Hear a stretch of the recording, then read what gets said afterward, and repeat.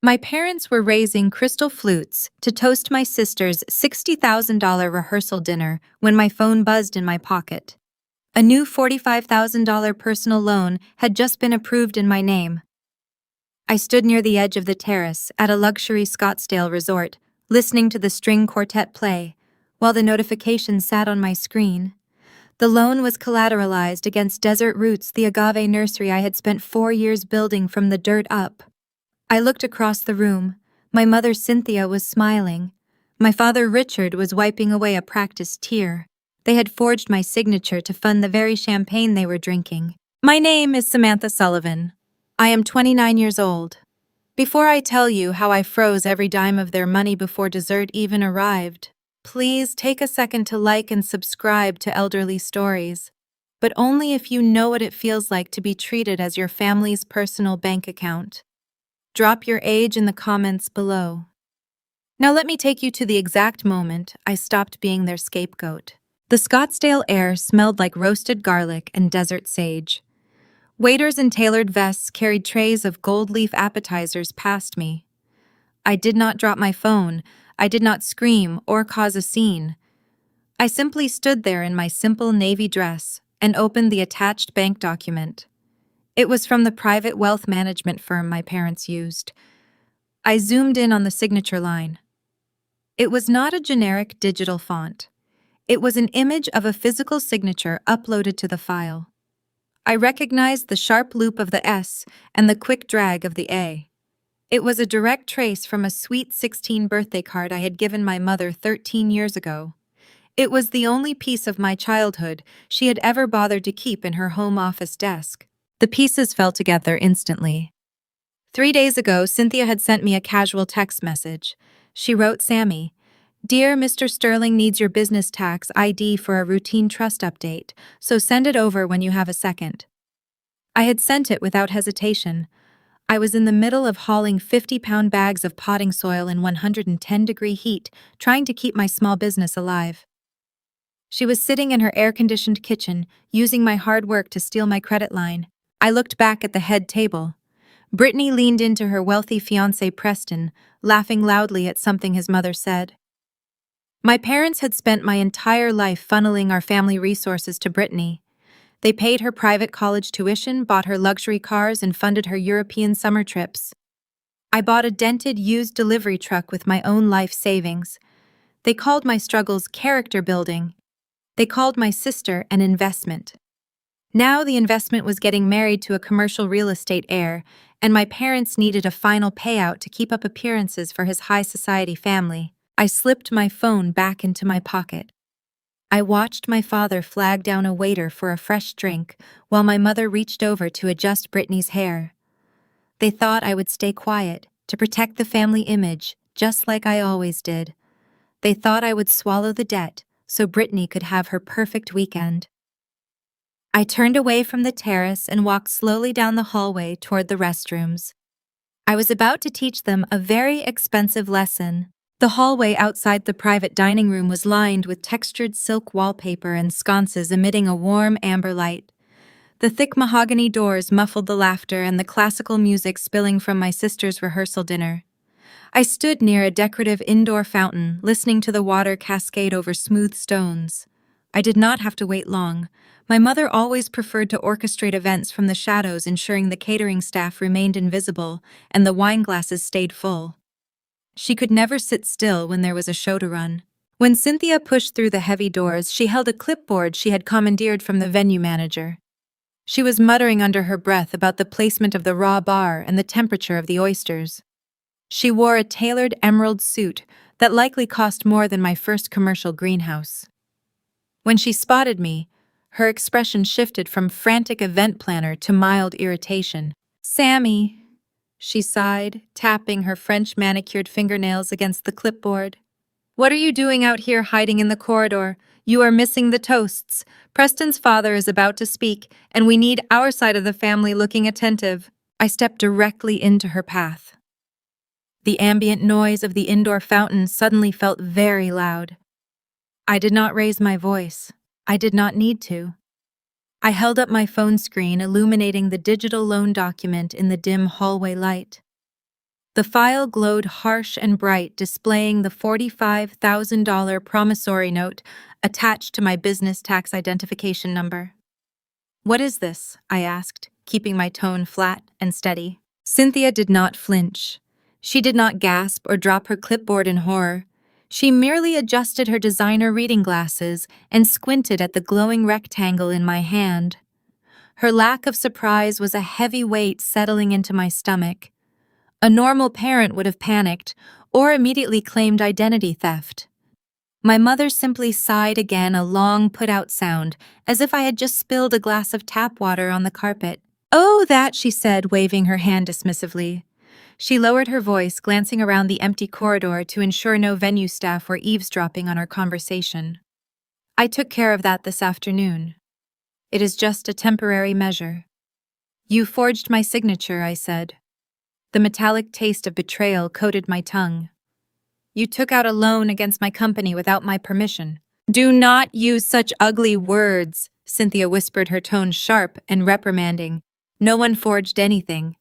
I just expedited the paperwork on your behalf.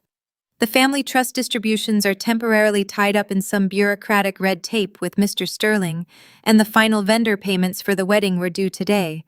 We needed a bridge loan. It is a small sacrifice, Sammy." The family trust. My grandfather had built a lucrative commercial hardware business during his life and left a substantial estate behind when he passed away. The legal stipulations were clear. My parents managed the disbursements until Brittany and I each turned 30. For years, I had requested a fraction of my rightful share to buy irrigation equipment or secure a commercial lease for my nursery. The answer was always the same. The market was underperforming, the assets were illiquid, or the timing was simply wrong. Yet whenever Brittany required funds for a semester abroad in Italy or a designer wardrobe, the trust somehow magically opened its hidden coffers.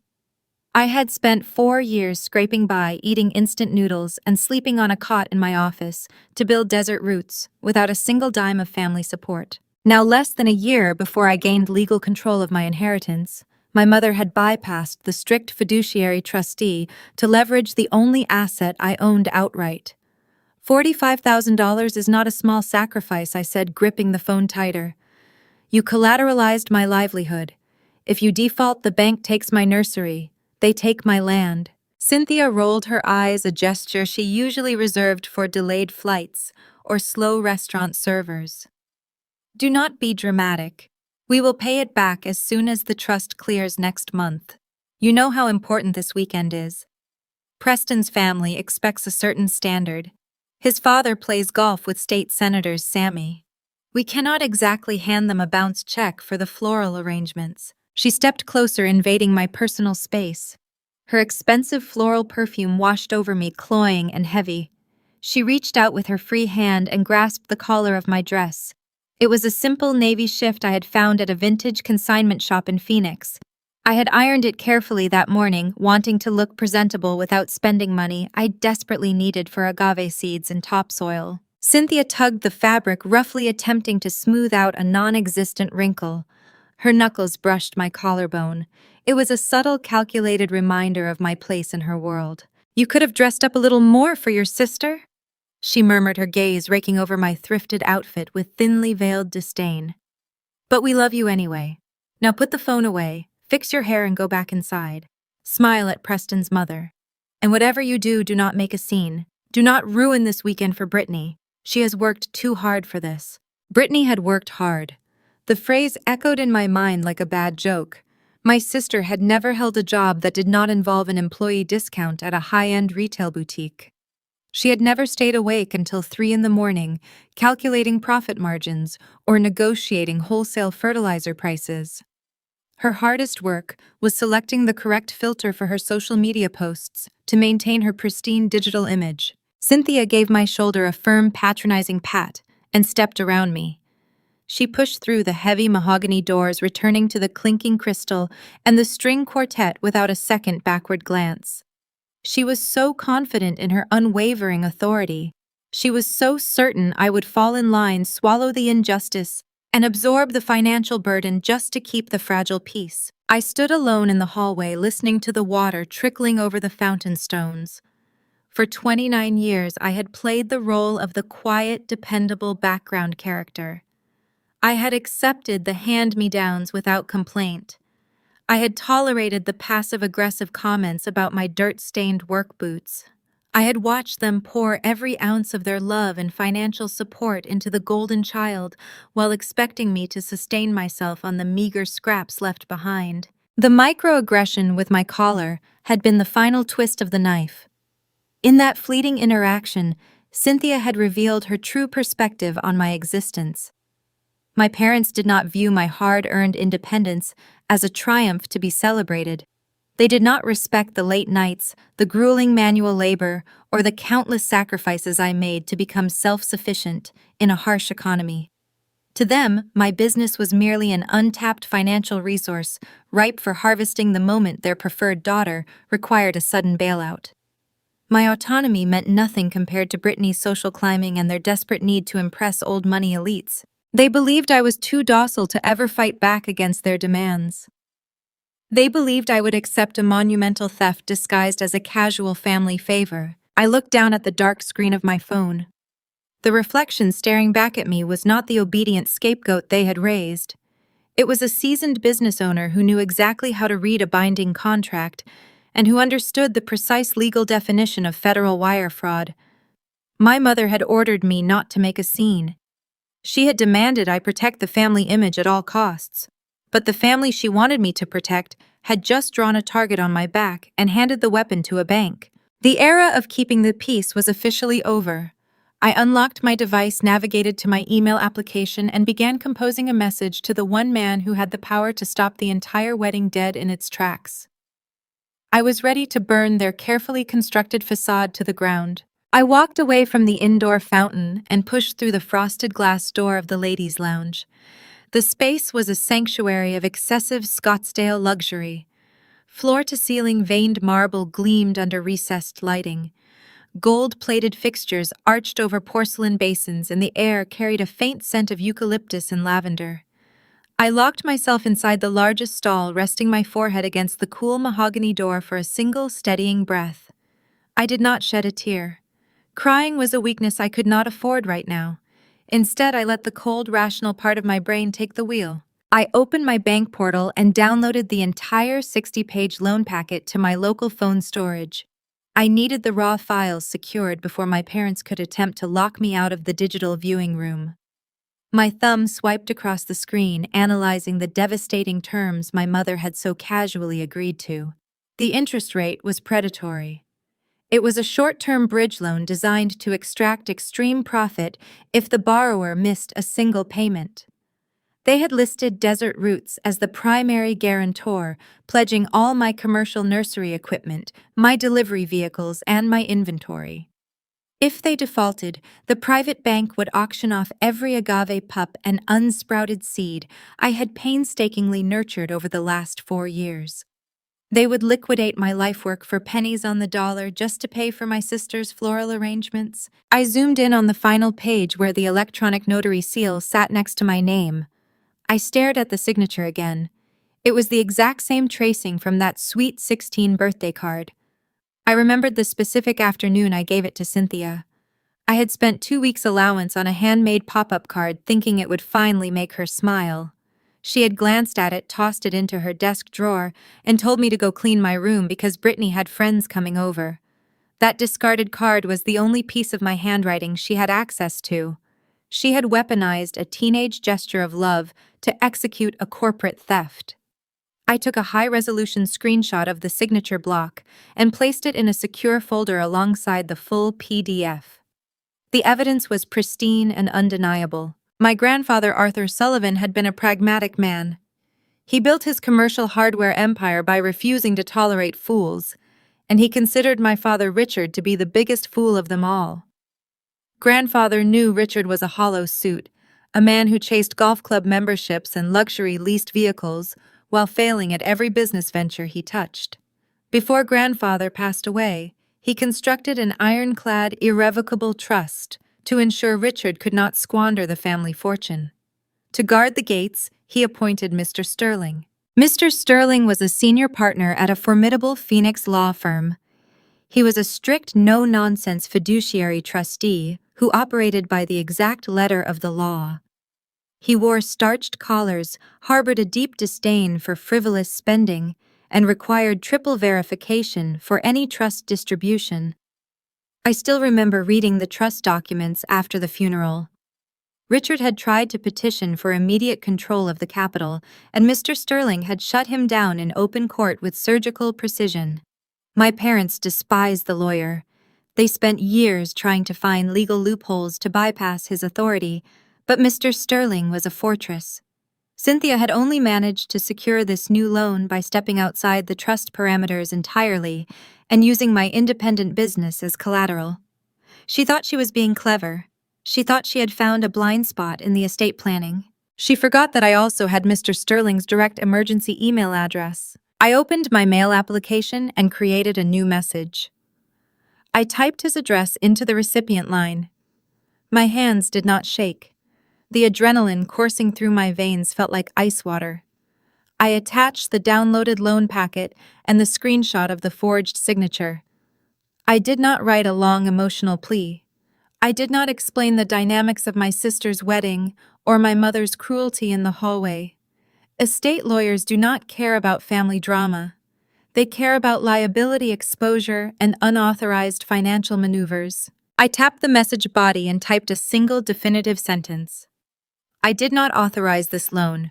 Please initiate an immediate fraud hold on all family accounts. I read the words twice to ensure there were no typographical errors. The brevity was intentional. It was a tactical strike aimed directly at the central nervous system of my parents' artificial wealth.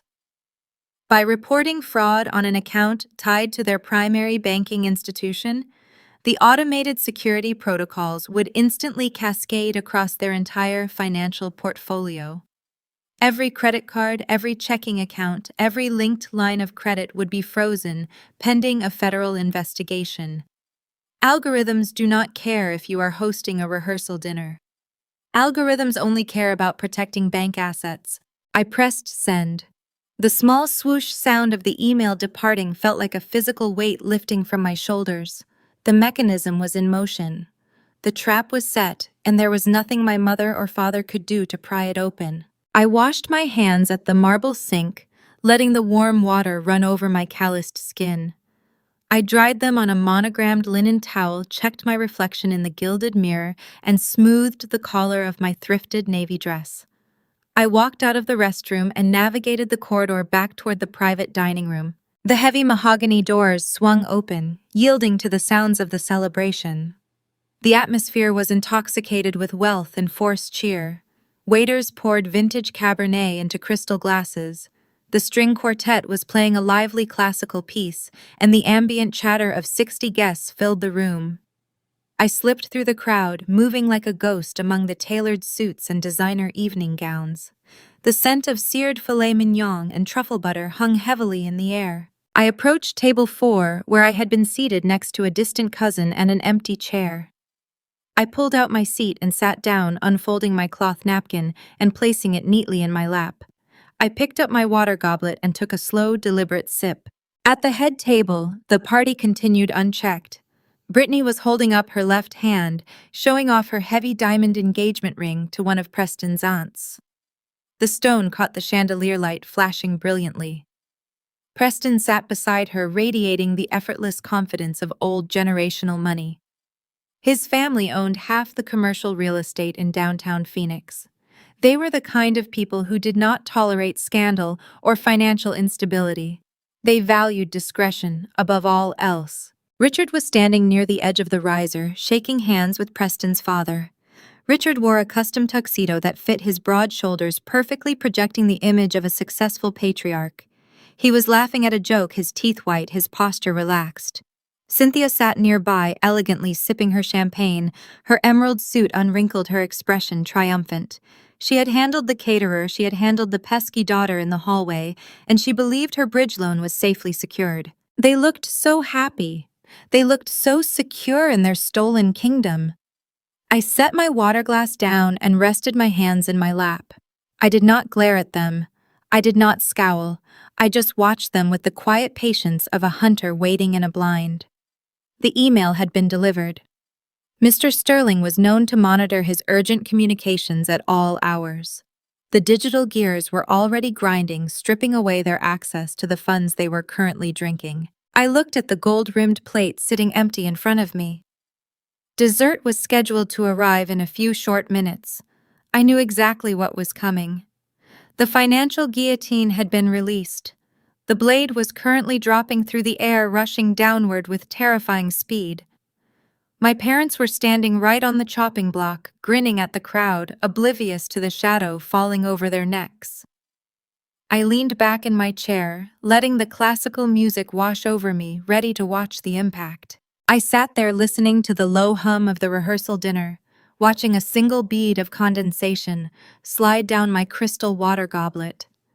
Guests in designer attire chatted around me, unaware of the digital bomb ticking beneath their feet. Some people might consider reporting their own mother and father for federal wire fraud a cold-blooded decision. They might view it as an overreaction to a temporary financial maneuver meant to save a wedding weekend. But those individuals never spent 4 grueling years baking beneath the relentless Arizona sun while watching their rightful inheritance diverted to fund a high society illusion. Building desert roots from the ground up required a toll paid in sweat and cracked skin. The Sonoran climate does not forgive physical weakness. During my first summer, the temperature frequently breached 110 degrees before noon. I leased a barren, unforgiving plot of land on the dusty outskirts of Mesa, utilizing tips I hoarded from a night shift waitressing job. I dug long irrigation trenches by hand, swinging a heavy pickaxe into baked clay until my palms bled. My muscles ached constantly, and dark soil permanently stained the creases of my fingers. I propagated delicate blue agave and spiky golden barrel cactus, waking up at 4 every morning to beat the lethal afternoon heat. I spent 14-hour days hauling commercial-grade fertilizer, hoisting heavy pallets and untangling industrial hoses. It was a brutal, lonely physical grind, but every single green shoot pushing through the dirt belonged entirely to me. I never should have needed to scrape the bottom of the barrel to survive. My late grandfather left behind a formidable estate designed specifically to ensure his descendants would never lack seed capital. The legal framework, however, contained a fatal flaw. Richard and Cynthia retained discretionary gatekeeping authority over the primary disbursements until my sister and I reached our 30th birthdays. They were appointed to act as impartial stewards, distributing resources based on legitimate educational pursuits or solid business plans. Instead, they managed the holding like a personal slush fund. Whenever I requested a modest distribution to purchase a protective commercial greenhouse structure or secure a reliable delivery route, my father would summon me into his home office. He loved holding court in that room, surrounded by leather-bound books he never read. He would sit behind his polished mahogany desk, steep his fingers together, and project a grave, concerned expression. He relished pretending to be a seasoned financial guru.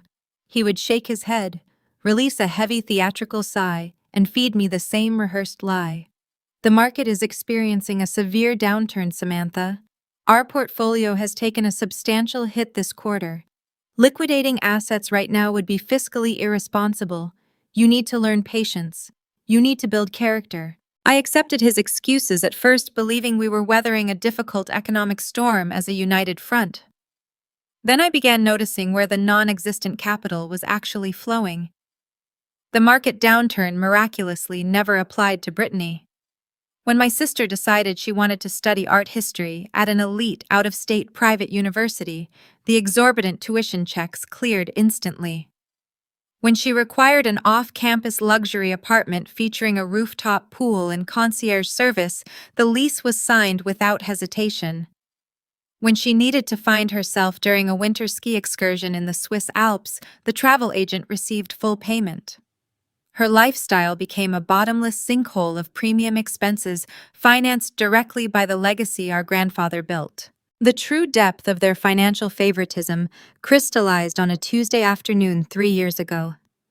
I desperately needed a transport vehicle to move my landscaping inventory to local nurseries. I had skipped meals, canceled streaming subscriptions, and hoarded every spare dollar for 18 agonizing months to gather $5,000 in cash. I took 2 city buses to a sketchy used auto lot in Glendale. I counted out crumpled bills to purchase a 10-year-old utility van. It featured a severely dented quarter panel, a cracked windshield, and an air conditioning unit that rattled like loose gravel. It was ugly, slow, and reliable. I felt a surge of pure, soaring pride driving it off the lot, knowing I earned the keys through my own unbroken resilience. I drove my rusted van back to my parents' neighborhood to retrieve some misdirected mail. I turned onto their pristine suburban street and parked my battered vehicle on the pristine curb. In the center of the manicured circular driveway sat a pristine white Range Rover. The premium leather seats were untouched. A giant velvet red bow adorned the hood, gleaming in the afternoon sun. My mother and father were standing on the expansive front porch popping a bottle of expensive champagne while Brittany posed for photographs next to the gleaming grill. My sister had just graduated college. It took her 6 years to finish a generic degree, concluding with a remarkably unimpressive 2.5 grade point average. She had skipped core classes, failed multiple requirements, and spent her weekends partying on rented yachts. My parents rewarded her prolonged mediocrity with a $90,000 luxury sport utility vehicle, purchased utilizing the exact same trust fund they claimed was too depleted to help me buy a simple irrigation pump.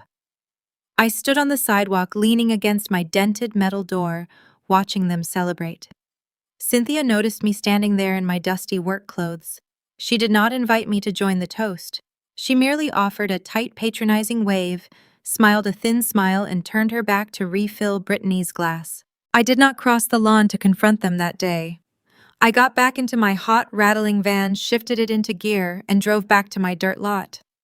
That was the precise afternoon I stopped viewing them as family. They became landlords hoarding resources that rightfully belonged to both of us, feeding an endless banquet to the golden child while intentionally starving the scapegoat. I realized my relentless hard work threatened them. My self-sufficiency highlighted their hollow superficiality. By starving my business, they sought to keep me dependent, submissive, and endlessly grateful for their occasional meager scraps.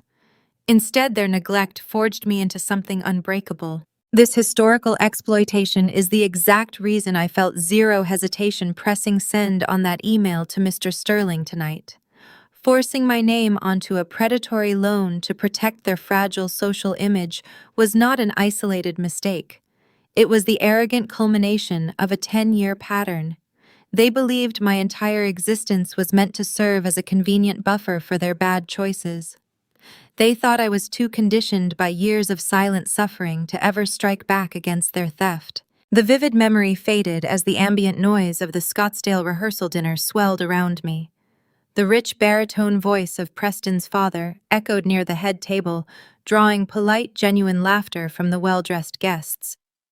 I focused my attention back on the present moment, inhaling the scent of roasted garlic and fresh floral arrangements. The heavy double doors leading to the resort kitchen swung wide open. A highly coordinated team of servers emerged, moving in synchronized rhythm while carrying silver trays loaded with elaborate confections. A waiter wearing a crisp white jacket approached table 4, holding a ceramic plate bearing a delicate gold leaf chocolate tart. The final act was about to begin. The waiter in the crisp white jacket leaned over my right shoulder, placing a black ceramic dessert plate on the linen tablecloth. A dark chocolate tart rested in the center, garnished with a delicate square of edible gold leaf that fluttered slightly in the ambient air conditioning. I picked up my polished dessert fork. The weight of the silver felt grounding in my hand. Around me, the rehearsal dinner was reaching its decadent crescendo. Waiters poured dessert wine from crystal decanters. The string quartet transitioned into a lively, upbeat tempo, filling the cavernous space with rich acoustics. At the head table, my father leaned back in his plush chair, projecting total, unwavering authority. Richard Sullivan had spent his adult life cultivating the posture of a self-made titan. He modeled his mannerisms after wealthy real estate tycoons he watched on financial news networks, utilizing expansive hand gestures and loud, booming laughter to mask a fundamental lack of substance. He never built a successful company. He never engineered a profitable merger. He never worked a grueling blue-collar shift. He merely managed to survive by skimming off the legacy his own father built while playing golf with men who actually earned their fortunes. Tonight he was fully in his element, surrounded by the elite, soaking in the reflected glory of Preston's old money lineage. Then his smartphone vibrated against the polished mahogany table. The sharp buzzing noise cut through the polite dinner conversation. Richard frowned, visibly annoyed by the sudden interruption during his moment of triumph. He picked up the device, glancing casually at the caller identification screen. I watched him silence the call and place the phone face down, returning his attention to Preston's mother. He likely assumed it was a minor logistical query from the catering staff. He was a man who believed minor details were beneath his elevated notice. Less than 30 seconds later, a woman hurried through the side entrance of the dining room. It was the venue event coordinator. She wore a tailored black pantsuit and carried a digital tablet held tight against her chest.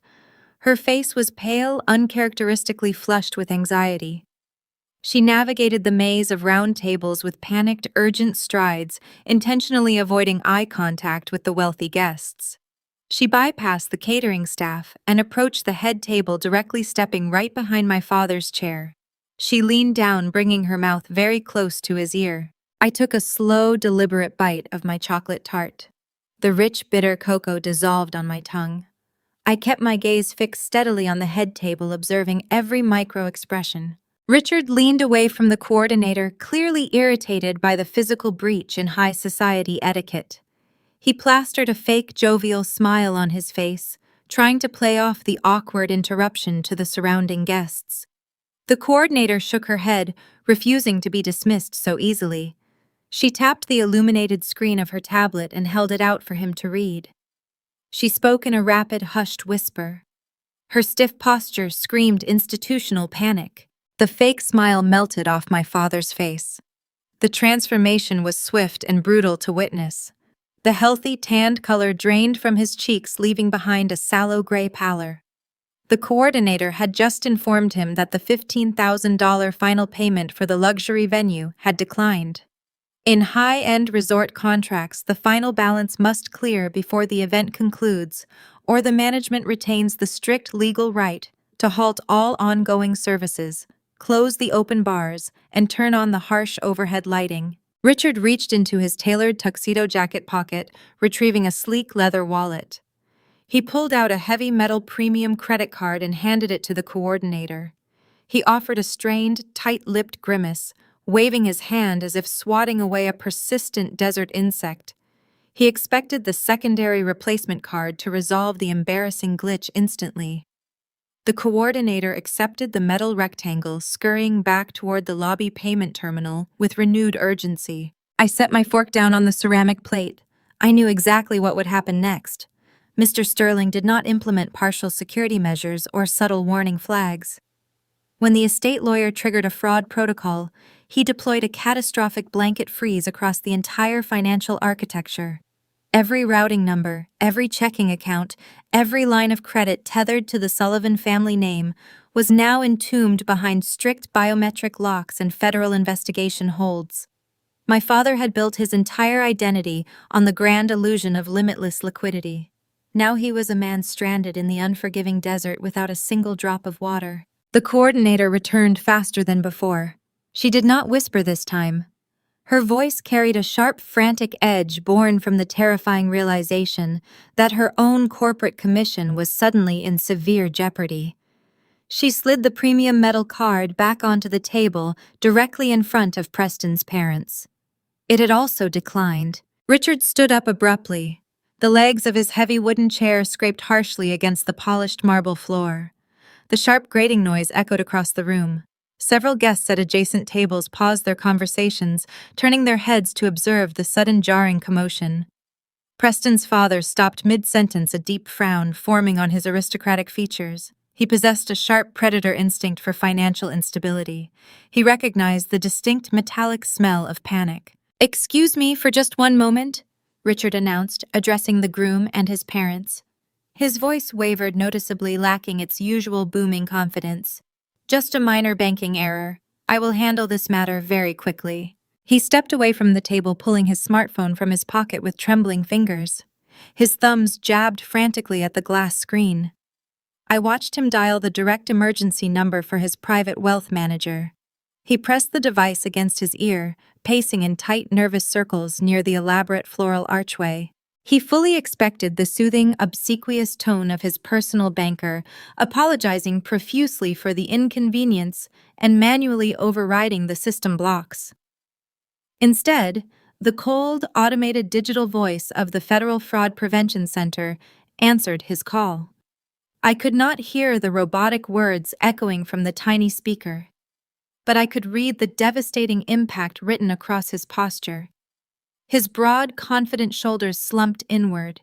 His chest caved. He pulled the phone away from his ear, staring at the black screen, as if it had magically transformed into a venomous snake. The atmosphere in the room underwent a drastic shift. Human beings possess a primal innate sensitivity to sudden changes in social equilibrium. The ambient noise level dropped significantly. The polite laughter faded away, replaced by nervous, questioning murmurs. Waiters sensed the heavy tension freezing in place, holding trays of half-empty champagne flutes like statues. In the corner of the room, the string quartet noticed the sudden chilling silence creeping across the floor. The cellist missed a crucial beat. The violinist lowered her wooden bow. The classical melody staggered, fragmented, and ultimately died out.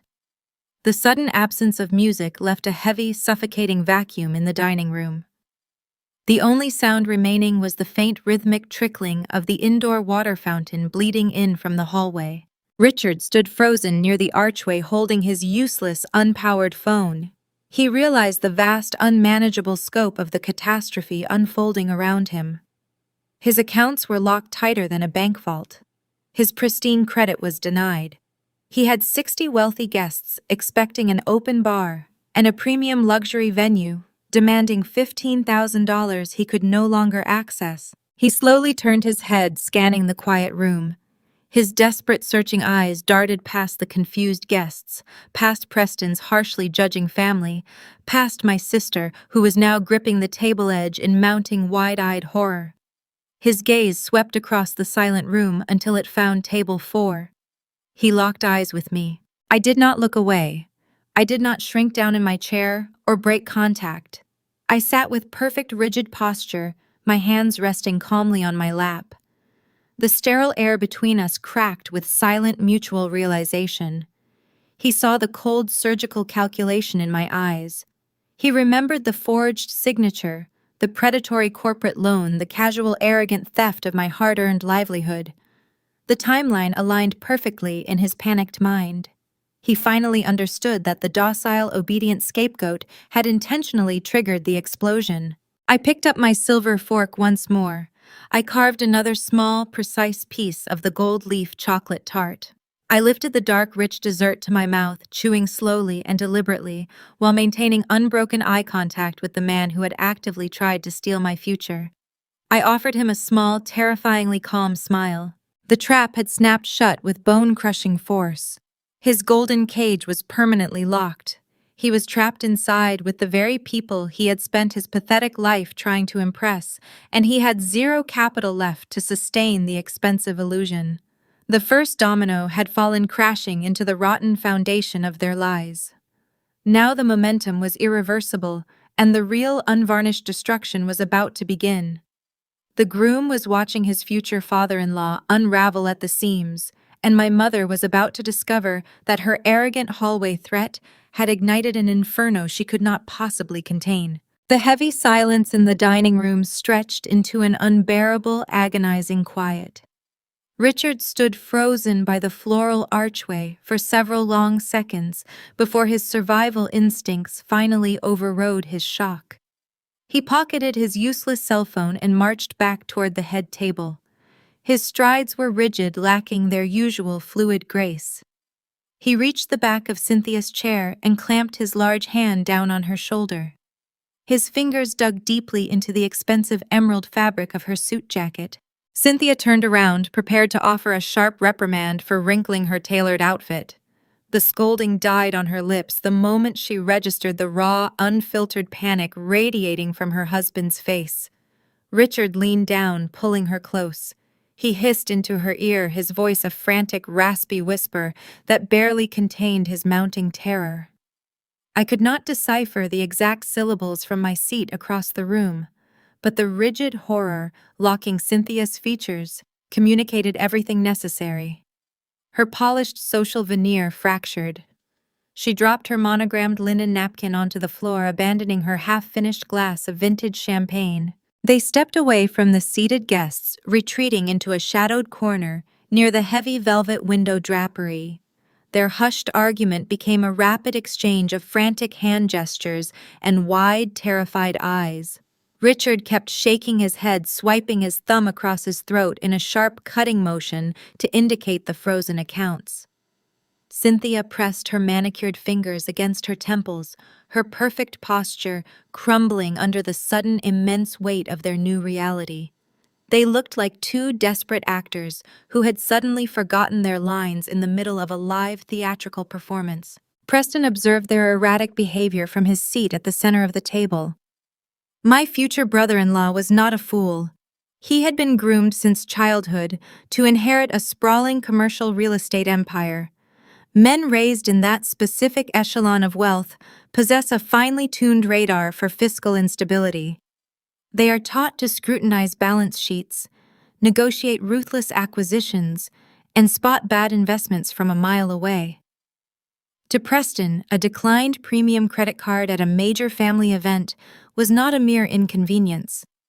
It was a glaring crimson warning flag signaling deep structural insolvency. Preston set his dessert spoon down, aligning it perfectly parallel to his plate. He adjusted his starched cuffs and stood up slowly, projecting calm, authoritative control. He approached the corner where my parents were currently suffocating in their own private panic. "Richard, is everything all right?" Preston asked. His tone was polite, measured, and dangerously observant. My father spun around, startled by the sudden proximity of the groom. Richard immediately attempted to resurrect his crumbling facade. He puffed out his chest, straightening his silk tie, and forced a hollow, booming chuckle from his chest. The laugh sounded incredibly fake, echoing awkwardly in the quiet dining room. "Everything is perfectly fine, Preston." Richard lied, flashing a tight, strained grimace. "Just a simple banking glitch. You know how these automated security algorithms can be.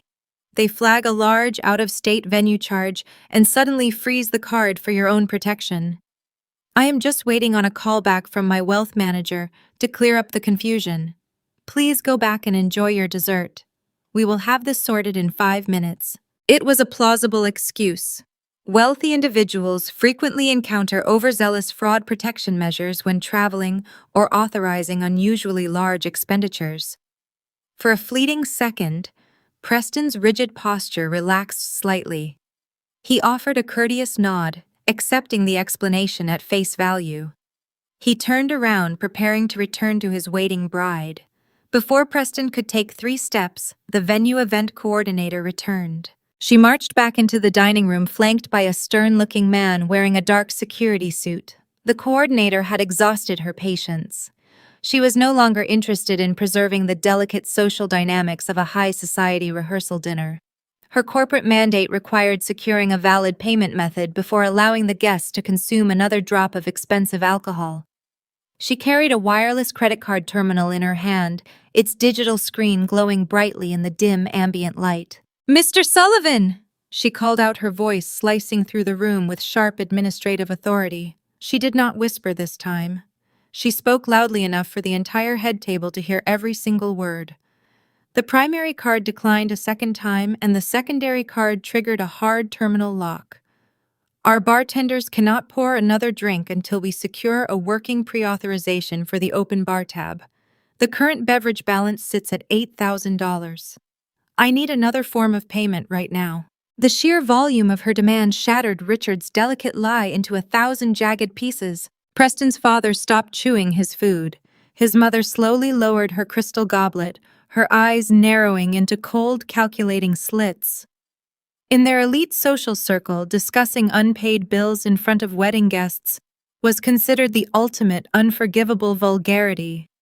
It revealed a lack of class, a lack of preparation, and most importantly, a lack of actual wealth.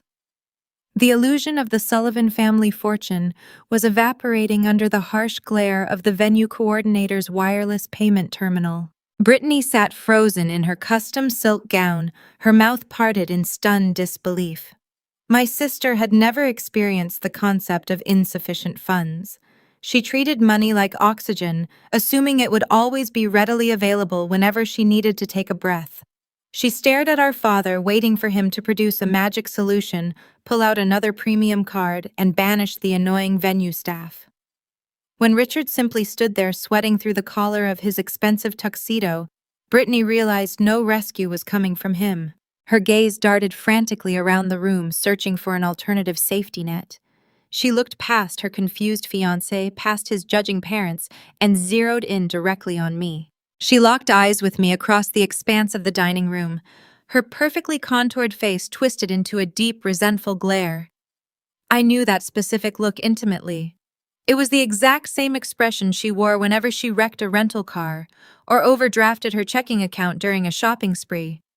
It was the look of a spoiled child demanding that the reliable, invisible workhorse step forward to carry the burden. 2 years ago, Brittany called me in a panic from a luxury day spa in Sedona. She had forgotten her designer purse at home and expected me to abandon my greenhouse's drive 40 minutes across the desert and pay her $400 facial bill. When I refused, she threw a massive tantrum accusing me of being a selfish, unsupportive sister. Now sitting in her $60,000 rehearsal dinner, she expected me to perform the exact same bailout. She wanted me to open my modest thrift store clutch, pull out my debit card, and willingly absorb the $8,000 bar tab to save her embarrassing moment. She had zero idea that her parents had just stolen a $45,000 loan in my name. She only knew that I existed to serve her needs. I picked up my water goblet, holding the cool, heavy crystal in my right hand. The condensation dampened my calloused fingers. I looked back at my sister, watching her entitled glare slowly curdle into desperate begging. She tipped her head slightly toward the venue coordinator, silently ordering me to intervene. I did not break eye contact. I raised the glass to my lips and took a slow, refreshing sip of ice water. I offered her nothing. I did not shake my head. I did not mouth a silent apology. I merely sat there, embodying the unmovable stone she had always resented. For decades, they had taken my quiet endurance for granted. They mistook my stoic independence for endless submission. Now they were drowning in a shallow pool of their own making, and I refused to throw them a life preserver. I placed the crystal goblet gently back onto the linen tablecloth, making sure it did not make a sound. At the edge of the room, Cynthia realized her husband was paralyzed. She recognized that the polite high society facade was burning down around them, and Preston was watching the flames rise. Her desperate eyes scanned the room until they landed on me, sitting calmly at table 4, drinking water while the family empire collapsed. She knew I ran a profitable commercial nursery. She knew I kept a substantial cash reserve in my business operating accounts to purchase seasonal inventory. A dark, frantic calculation hardened her features. She abandoned Richard in the corner, turning her sharp gaze toward my table. The fear in her eyes was rapidly morphing into vicious, cornered anger. She adjusted the lapels of her emerald suit, took a deep breath to steady her shaking hands, and began marching purposefully across the dining room floor, heading directly for the exit hallway. I knew she expected me to follow her. The silent winner does not run from a confrontation. I stood up from my chair, smoothed the front of my navy dress, and walked slowly out the double doors, ready to face the monster in the corridor. The heavy double doors sealed shut behind me, cutting off the suffocating tension of the dining room. The corridor offered a temporary reprieve from the clinking crystal and the forced polite murmurs of confused guests. The air out here felt cooler, circulating quietly through the brass ceiling vents. I walked toward the main lobby, intending to retrieve my coat from the cloakroom and leave the resort. Before I could take 10 steps, the sharp, rapid click of designer heels echoed on the polished marble floor. Cynthia intercepted my path, stepping directly in front of me to block the hallway. She did not wear her signature composed socialite smile. The delicate muscles in her jaw were tight and her breathing was shallow. Her emerald suit jacket was slightly unbuttoned, revealing the frantic rise and fall of her chest. For my entire life, she had projected an aura of effortless superiority hovering above the gritty realities of everyday existence. Now she resembled a desperate gambler who had just realized the house was collecting the final debt. "Samantha," she snapped, her voice trembling with an unnatural, brittle edge. "You need to fix this right now." She stepped into my personal space, expecting me to shrink back and apologize. I held my ground. The scent of her expensive floral perfume was overwhelming in the narrow corridor. "Fix what I asked," keeping my tone entirely flat and conversational. "Do not play innocent with me," she hissed, glancing over her shoulder to ensure the hallway remained empty. "Richard is humiliated. The venue coordinator is threatening to shut down the open bar. Preston's parents are sitting at the head table judging us. I know you keep a liquid cash reserve in your nursery operating account for the spring planting season. You need to wire the caterer $8,000 immediately. We will reimburse you on Monday when the bank resolves this absurd security hold." She presented her demand as an unassailable command relying on decades of conditioned obedience. It was a fascinating psychological display of entitlement. For 4 long years, she had openly mocked my landscaping business. She told her affluent country club friends I ran a quaint little dirt farm out in the desert. She refused to attend my ribbon-cutting ceremony, claiming the harsh dust would ruin her designer shoes. She viewed my grueling physical labor as a blue-collar embarrassment. Yet the exact moment her artificial financial empire required a sudden cash infusion, she felt entitled to the hard-earned fruits of my labor. She wanted to harvest my sweat to pay for my sister's top-shelf liquor. I looked her directly in the eyes. I did not raise my voice. I did not match her frantic energy. I spoke at a normal, steady volume, letting the words hang in the quiet luxury of the corridor. "I cannot wire you a single dime," I said. "My accounts are locked for a fraud investigation." Cynthia froze. Her manicured fingers hovered in the space between us, trembling slightly. "Someone took out a $45,000 loan in my name today." I continued my delivery, calm and precise. "They used my business tax identification number and traced my signature. I forwarded the forged document to Mr. Sterling an hour ago. He initiated an emergency protocol and froze the entire family trust." The physical transformation was clinical to witness. The residual healthy color fled from my mother's face, leaving her skin a sallow, chalky white. Her breath caught in her throat, producing a faint, dry, choking sound. She realized the full catastrophic scope of the trap. I did not merely discover their theft and wait for an apology. I had actively retaliated using the strict fiduciary mechanisms she had spent decades trying to bypass. The silent, obedient scapegoat had summoned the estate lawyer and detonated the bridge while they were standing right in the middle of it. "You," she whispered, her voice hollow and faint. "You called Sterling." Before she could formulate another sentence or launch into a manipulative tirade, the mahogany doors down the hall pushed open.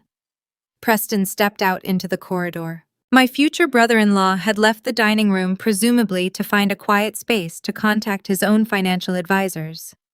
He wore a tailored charcoal suit, his posture rigid, his expression unreadable. He paused mid-stride. He was close enough to hear the tail end of our conversation. The acoustics of the marble hallway amplified my previous statement. The word fraud lingered in the air like a drop of dark ink dispersing in a glass of clear water. Preston looked at me, then he shifted his sharp, calculating gaze to Cynthia. In his specific echelon of society, wealth was simply assumed, but discretion was paramount. Old money families do not tolerate scandal. They abhor sudden public financial disputes, and they avoid legal entanglements at all costs. His father was a commercial real estate developer who built his empire on rigorous due diligence and airtight contracts. The mere mention of an active federal fraud investigation was a highly toxic contaminant to a man raised in that corporate environment. Preston possessed a ruthless intellect trained to identify and eliminate liabilities. "Is there a problem here?" Preston asked. His tone lacked any familial warmth. It was the calculated, sterile voice of a corporate executive auditing a highly suspicious subsidiary branch. Cynthia scrambled desperately to assemble the shattered pieces of her social mask. She forced a high-pitched, nervous laugh, waving her hand in a frantic, dismissive gesture. "Oh, Preston," she stammered, her vocal cords tight and strained. "No problem at all. Just a silly misunderstanding between sisters. Samantha is being a bit dramatic about a routine business transaction. Everything is perfectly under control. We will be right back inside to cut the cake." Preston did not smile. He did not accept the fragile, transparent excuse. He had just witnessed his future father-in-law fail to cover a basic catering tab in front of 60 elite guests. Now he was watching his future mother-in-law sweat through a desperate lie about financial crimes in a resort hallway. The seed of profound doubt had been firmly planted, taking deep root in his analytical mind. He glanced at the digital screen of his smartphone, then back to Cynthia. His eyes were cold and unyielding. "My father would like to leave," he stated, simply ignoring her explanation entirely. "The evening seems to have run its course. Please extend our apologies to Brittany." He did not wait for her response. He turned on his heel and walked toward the resort exit, his leather dress shoes clicking a steady, rhythmic retreat against the marble. Cynthia watched him walk away, her mouth hanging open in silent horror. She had spent 2 grueling years orchestrating this marital alliance. She had catered to Preston's family, tolerated their subtle snubs, and funded an extravagant engagement timeline, all to secure a permanent connection to their vast fortune.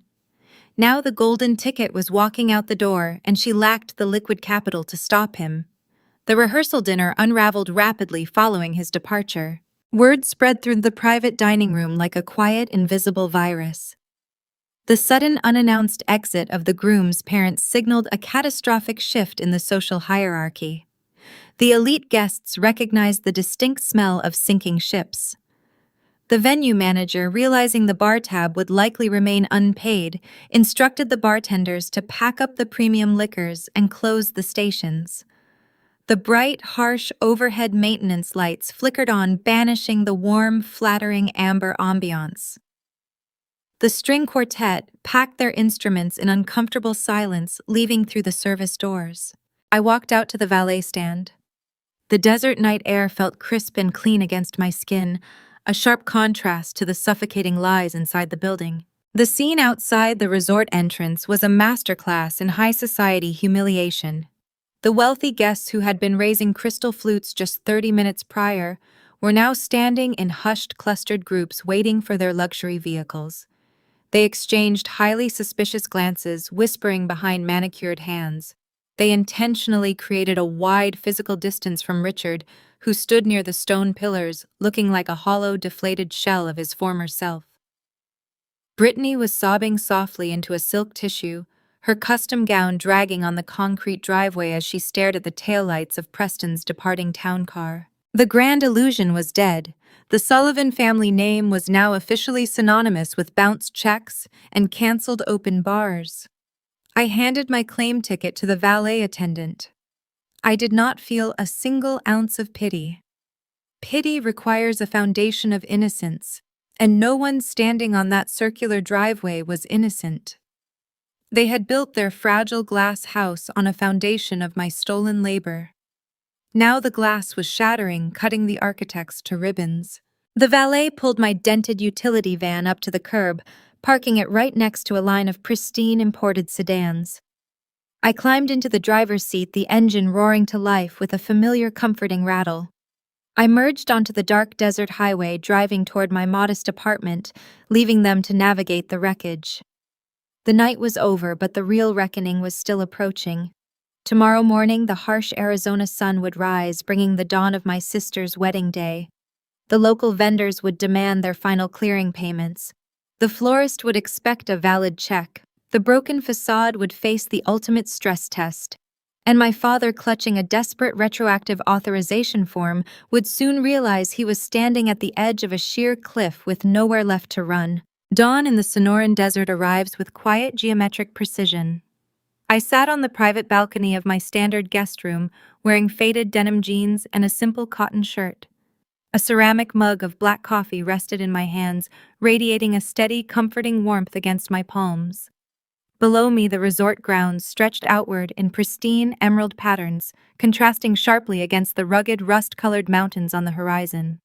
The air remained cool, carrying the faint, earthy scent of blooming creosote. It was a beautiful morning to watch an empire crumble. My phone remained turned off. I did not need to check incoming notifications to understand the sequence of events currently unfolding down the corridor. Financial disasters possess a predictable, rigid taxonomy. When the primary funding source evaporates, the secondary stopgaps inevitably fail in rapid succession. I took a slow sip of the bitter dark roast, letting the caffeine sharpen my focus. I felt grounded, tethered to reality in a way my relatives had never experienced. I built my life on tangible soil. They built theirs on borrowed credit, and this morning the debt collectors had finally arrived to collect the outstanding balance. Faint echoes of escalating panic drifted through the heavy wooden door, separating my quiet sanctuary from the interior hallway. The bridal suite was located 4 doors down a sprawling penthouse designed to accommodate joyful preparations and popping champagne corks. Today it served as a high-stakes pressure cooker. The muffled sounds leaking into the corridor were not bursts of celebratory laughter. They were sharp, frantic staccato rhythms of angry voices overlapping and colliding in the enclosed space. High-end wedding contractors operate on strict, inflexible margins. They are seasoned professionals who have witnessed every conceivable iteration of client insolvency. Promises of future wire transfers or vague assurances of incoming capital hold zero currency with them. Earlier that morning, Richard had attempted to extinguish the lingering fires from the rehearsal dinner by writing personal paper checks to the primary vendors. He sought to appease the elite floral design team and the exclusive photography crew, believing his signature alone carried sufficient prestige to secure their continued services. He failed to comprehend the thoroughness of the administrative freeze. The fiduciary trustee had not merely locked the centralized estate accounts. The automated fraud protocol had severed the arterial connections to every single linked personal ledger bearing my father's social security number. When the lead photographer attempted to process the replacement check via a mobile banking application, the transaction was instantly flagged and denied. The florist experienced the identical rejection moments later. A localized rebellion was now staging outside the bridal suite. I could hear the heavy thud of equipment cases being snapped shut and dragged across the corridor carpeting. The floral team, who had spent the twilight hours assembling an extravagant cascading archway of imported white orchids, was actively threatening to dismantle the installation. They promised to load the exotic blooms back into their refrigerated transport vehicles unless they received verifiable digital clearing. Richard possessed nothing but empty air to offer them. Woven beneath the harsh demands of the contractors, I heard the distinct shrill pitch of my sister's vocal breakdown. Brittany was trapped inside her sprawling suite, encased in layers of custom-tailored silk and imported French lace. Her meticulously curated aesthetic was disintegrating before her eyes. For her entire existence, she had insulated herself from consequences, assuming reality would always bend to accommodate her desires. Now she faced the terrifying prospect of walking down an undecorated aisle toward a groom who had already unraveled her family's fraudulent history the prior evening. Her wailing carried a specific hollow cadence. She was not mourning the potential loss of a lifelong marital partnership. She was weeping over the imminent collapse of her carefully constructed photographic narrative. She envisioned a flawless magazine spread, showcasing her elevated social status. Instead, she was presiding over a chaotic bankruptcy proceeding wearing a designer gown. I took another measured sip of my coffee, remaining seated on the outdoor patio furniture. I felt no urge to intervene, soothe her frayed nerves, or offer a desperate financial lifeline. The heavy door to my hotel room clicked and swung open with a sudden, jarring force. The hinges squeaked sharply, protesting the rough treatment. Heavy, uneven footsteps pounded across the entryway tile, transitioning onto the plush bedroom carpet. I did not flinch or spill a drop of my dark roast. I slowly turned my head, looking over my shoulder through the sliding glass patio door. Richard Sullivan stood in the center of my room. The visual transformation from the polished, confident patriarch of the previous evening was staggering. The bespoke tuxedo had been replaced by a wrinkled, untucked dress shirt. His usually immaculate silver hair stuck up in erratic tufts slicked with cold, nervous perspiration. The tailored illusion of the self-made titan had evaporated entirely, leaving behind the frantic, sweating core of a small-time grifter who had finally run out of marks to con. His chest heaved, pulling in ragged, shallow breaths. He clutched a few sheets of standard printer paper in his right fist. The pages trembled rapidly, betraying the severe tremors running through his extremities. He looked around the standard guest room, his bloodshot eyes darting into the corners before finally locking onto my silhouette, sitting outside on the balcony. The visual contrast between us painted the entire history of our familial dynamic in a single silent tableau. Down the hall, my sister was dissolving into a puddle of manicured hysterical panic, surrounded by wilting orchids and angry creditors. Inside the room, my father looked like a cornered animal trapped in a snare of his own design. Meanwhile, I sat bathed in the warm desert daylight wearing faded denim, my posture relaxed, my breathing slow and even. For the first time in 29 years, the power dynamic had inverted. I held the keys to the kingdom, and he was standing on the outside looking in. Richard crossed the bedroom floor, pushing the sliding glass door open. The ambient air conditioning spilled out, mingling with the dry Arizona heat. He stepped onto the concrete balcony, invading my quiet sanctuary. He did not issue a customary greeting. He did not ask how I was faring or apologize for the unauthorized entrance into my private quarters. He bypassed basic human decency, entirely diving straight into desperate self-preservation. He shoved the crumpled stack of papers toward my face. The top sheet bore the official letterhead of the private wealth management firm. It was a freshly printed legal authorization form, hastily downloaded and generated from the business center in the resort lobby. The document contained thick black signature lines requiring immediate ink endorsement and dates. He needed me to sign away my autonomy. He needed me to retroactively validate the criminal forgery that had triggered the catastrophic cascade. He expected the obedient, reliable daughter to grab a pen and rescue his sinking ship.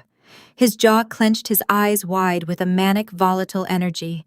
He was preparing to issue an ultimatum, oblivious to the fact that I had already severed the strings he used to control me. The morning light caught the sharp angles of my father's face, highlighting the deep exhaustion etched around his eyes. Richard slapped the stack of printed sheets onto the circular glass table separating us.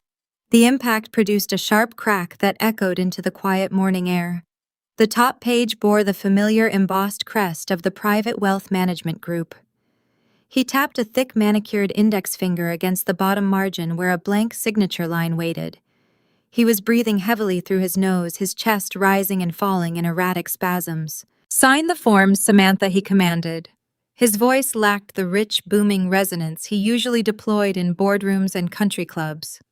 It sounded thin, frayed around the edges, carrying a desperate, raspy pitch.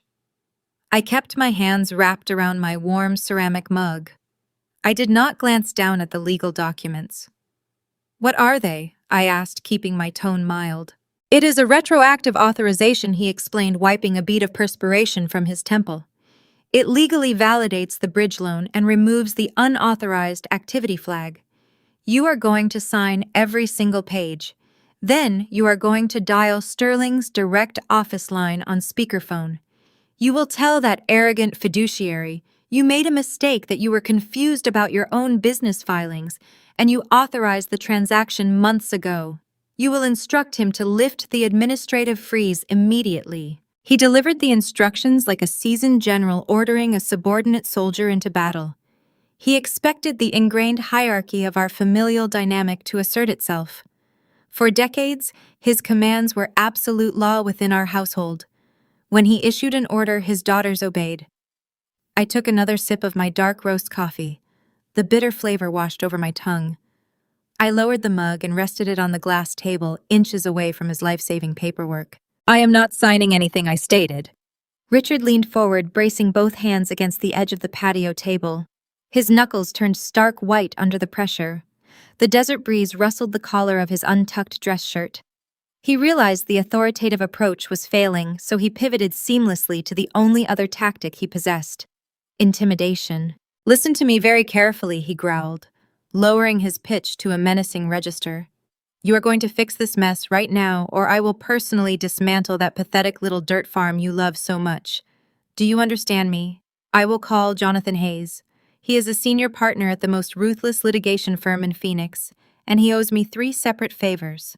I will have his junior associates draft a civil suit before noon." He paused, letting the threat hang in the dry morning air, expecting me to wither under the shadow of a high-powered lawsuit. "I will claim you embezzled the money," he continued, his eyes narrowing into cold, calculating slits. "I will tell the court you systematically siphoned capital from the family trust for years, utilizing dummy vendor invoices to fund desert routes. I will say you manipulated the ledgers to buy your greenhouses and your delivery vehicles. I will bury your landscaping company under so many legal injunctions and forensic audits, you will spend the next decade paying attorney fees. The bank will foreclose on your land by autumn. You will have nothing left." It was a masterful display of toxic projection. He was actively attempting to weaponize the legal system to punish me for his own financial crimes. He painted a vivid picture of my destruction, detailing how his golf course connections would rip my independence away, leaving me bankrupt and disgraced. He thought the sheer scale of the threat would terrify me into submission. He thought I was still a frightened teenager desperate for his approval. He failed to realize that building a business from nothing requires a spine made of forged steel. You cannot survive 4 years of ruthless Sonoran summers if you wilt at the first sign of heat. I did not argue. I did not raise my voice or defend the integrity of my company. I calmly reached into the canvas tote bag resting beside my chair and extracted my digital tablet. I tapped the screen, illuminating the glass display. I swiped past my irrigation schedules and wholesale fertilizer invoices, opening a secured folder I had created late last night. During the early morning hours, I had logged into the private banking portal. Because the fraudulent loan was tethered directly to my personal tax identification number, I possessed full administrative viewing rights to the origination file. Financial institutions maintain meticulous security logs for every digital transaction. They record the precise geographical coordinates, the device specifications, and the network origin of every submitted document. I pulled up the security audit report and turned the tablet around, sliding it across the glass table until it rested directly on top of his retroactive authorization forms. "Read the highlighted section," I instructed him. Richard blinked, confused by the sudden introduction of digital data. He looked down at the glowing screen. His eyes scanned the dense technical text tracing the yellow highlighted row. "That is an internet protocol address," I explained, keeping my voice quiet and steady. "It functions like a digital fingerprint. Every time a computer connects to a banking server, it leaves a permanent, verifiable trace. The bank recorded that specific address yesterday afternoon at exactly 2:14 post-meridian. That is the exact minute the signed loan documents were uploaded and finalized." He stared at the alphanumeric sequence.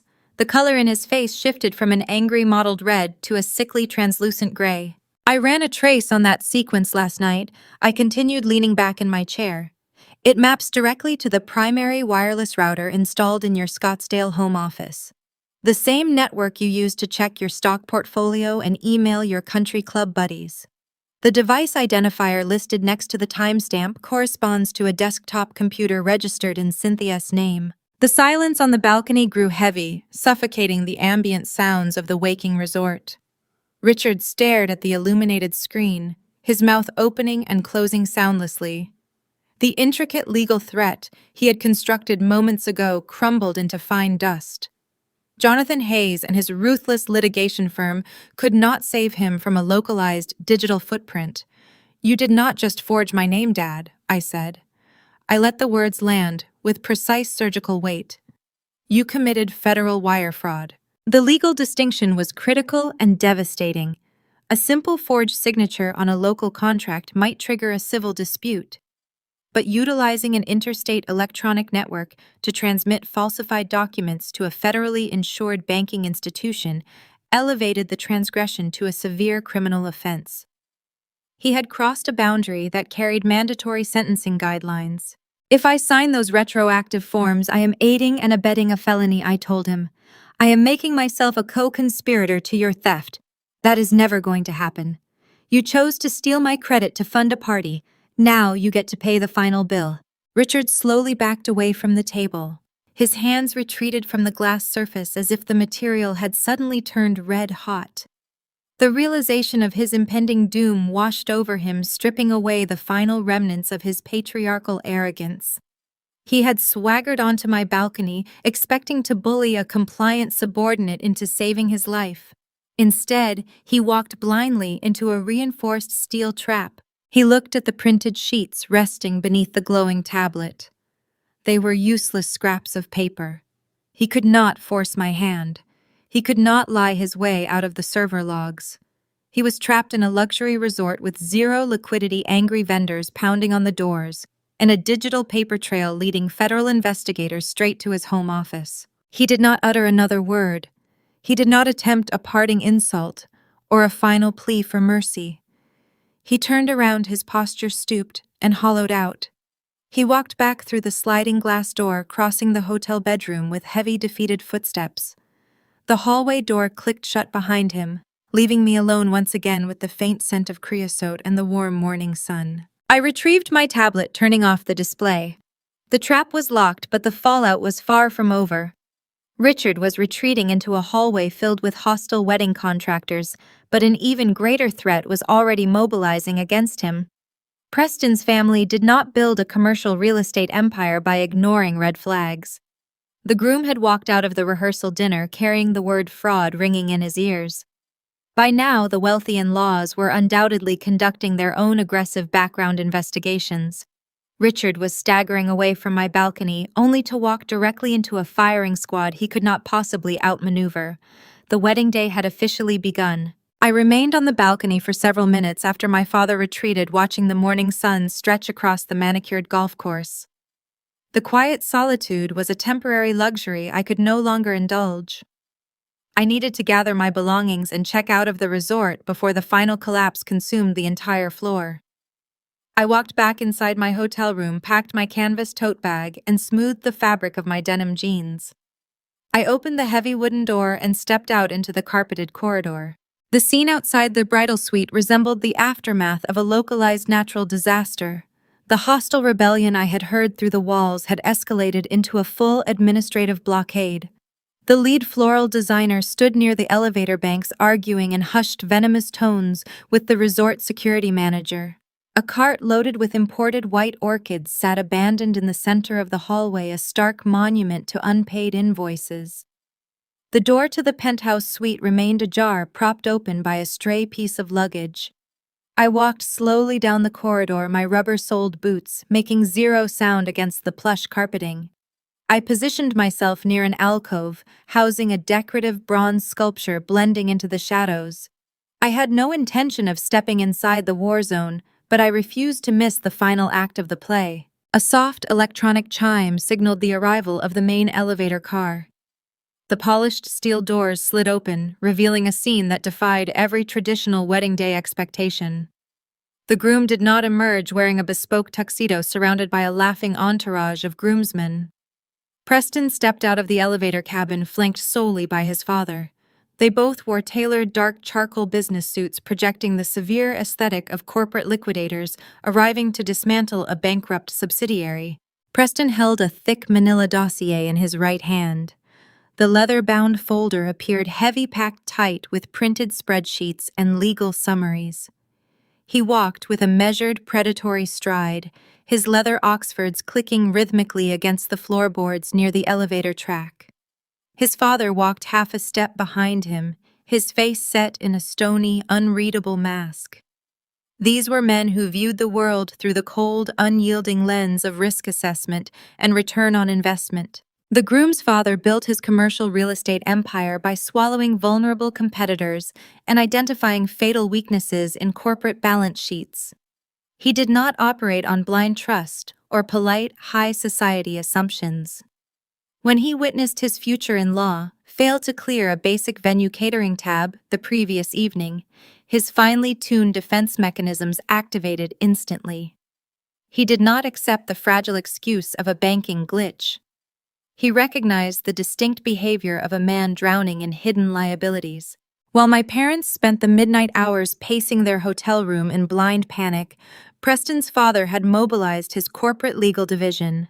He commanded a team of ruthless forensic accountants and private investigators who specialized in expedited asset tracing. They spent the dark hours of the morning unraveling the Sullivan family finances, pulling public property records, running covert credit inquiries, and dissecting property lien histories. By dawn, they had constructed a comprehensive map of my father's hidden economic reality. Preston bypassed the arguing florists without a single sideways glance. He did not knock on the heavy wooden door of the bridal penthouse. He pushed it wide open, stepping over the threshold and carrying the winter chill of a boardroom directly into the humid, chaotic atmosphere of the suite. I stepped closer to the doorway, positioning myself just outside the frame, securing a clear line of sight into the opulent living area. The interior of the penthouse was a study in profound structural decay. Brittany sat on a velvet chaise lounge, sobbing into a crumpled tissue. Her custom silk gown hung from a nearby wardrobe rack, resembling a hollow ghost. Cynthia paced in tight, erratic circles near the window, clutching a cold cup of coffee, her eyes wide and bloodshot. Richard stood near a marble wet bar, pouring a generous measure of scotch into a glass despite the early hour.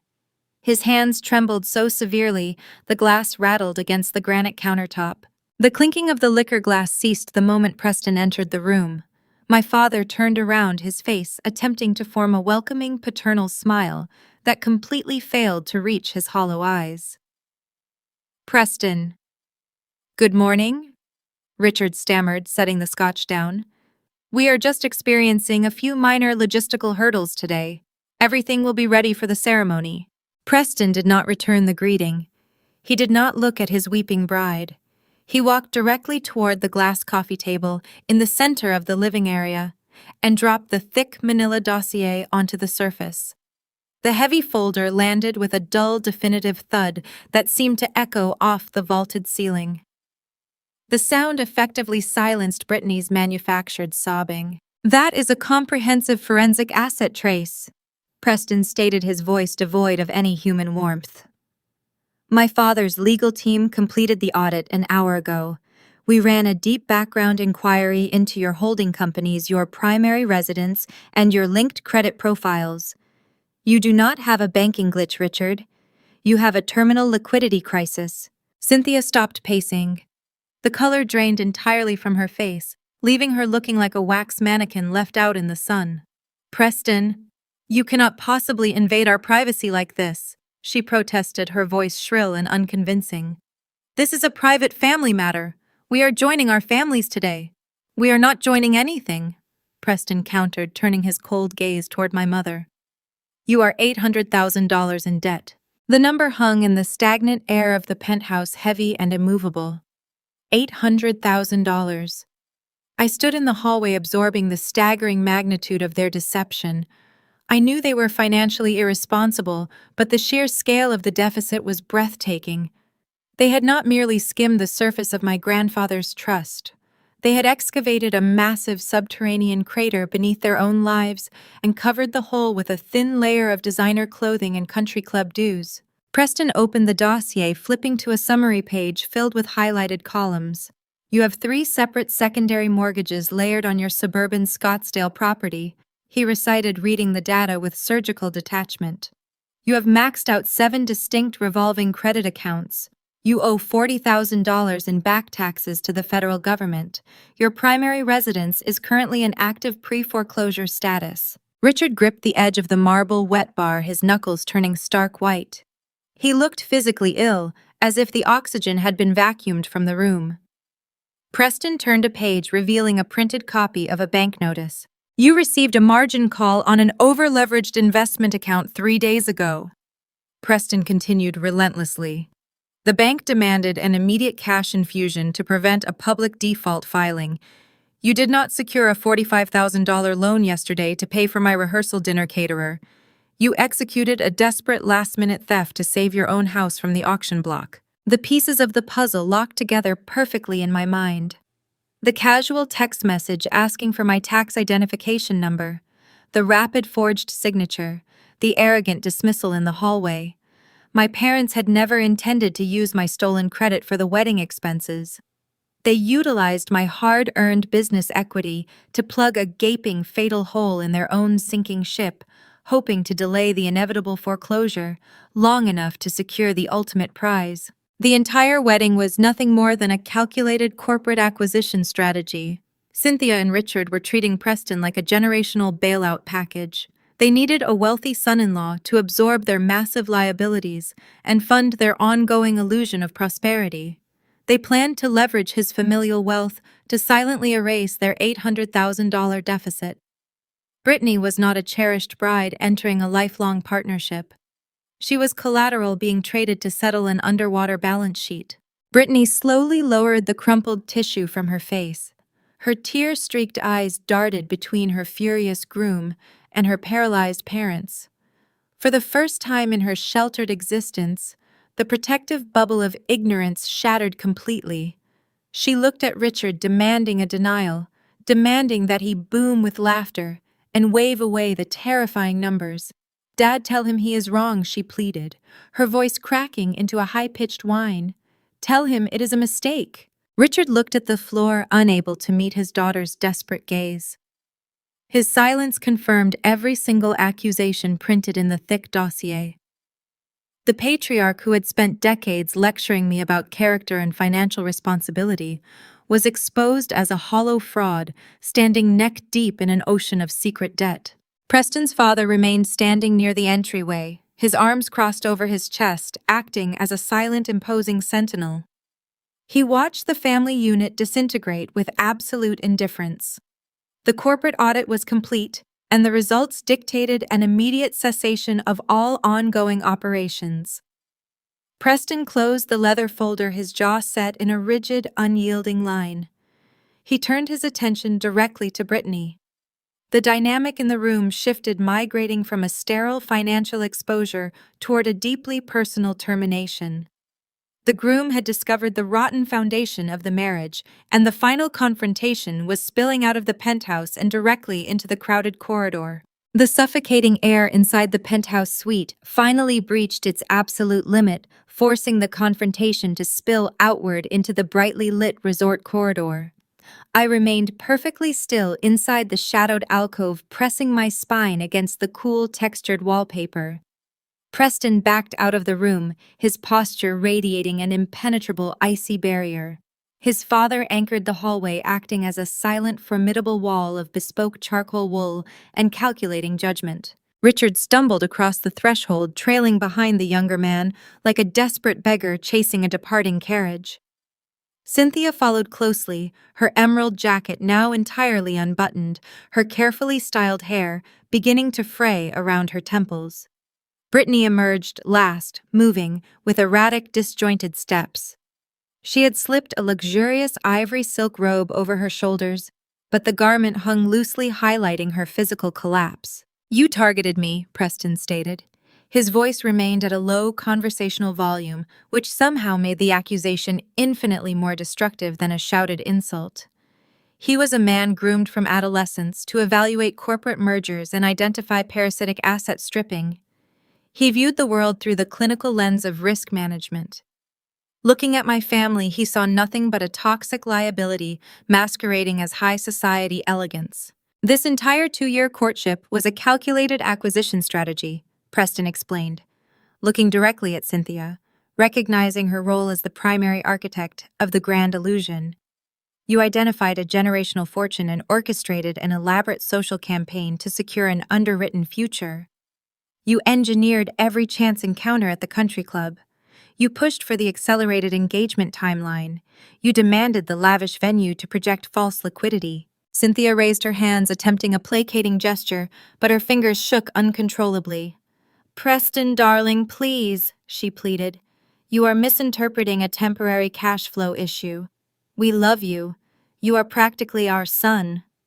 "I am not your son," Preston replied, his tone devoid of any residual warmth. "I am your bankruptcy exit plan." Brittany lunged forward, bridging the physical distance between herself and her former fiancé. She reached out with trembling manicured hands, attempting to grasp the lapels of his suit jacket. Preston took a distinct, deliberate half-step backward, refusing the contact. The rejection hit her like a physical blow. "Preston, you cannot do this!" Brittany shrieked, her voice echoing sharply down the long, empty corridor. The sound startled a pair of hovering bridesmaids who quickly ducked back inside an adjacent guest room, clicking their door shut. "I had nothing to do with their money problems. I swear to you, I am entirely innocent. My dad handles all the banking. I did not know they were broke. I did not know they took out loans. You cannot punish me for their stupid mistakes." Her defense mechanism was a masterclass in narcissistic self-preservation. In her moment of profound crisis, she exhibited zero loyalty to the parents who had spoiled her rotten for nearly 3 decades.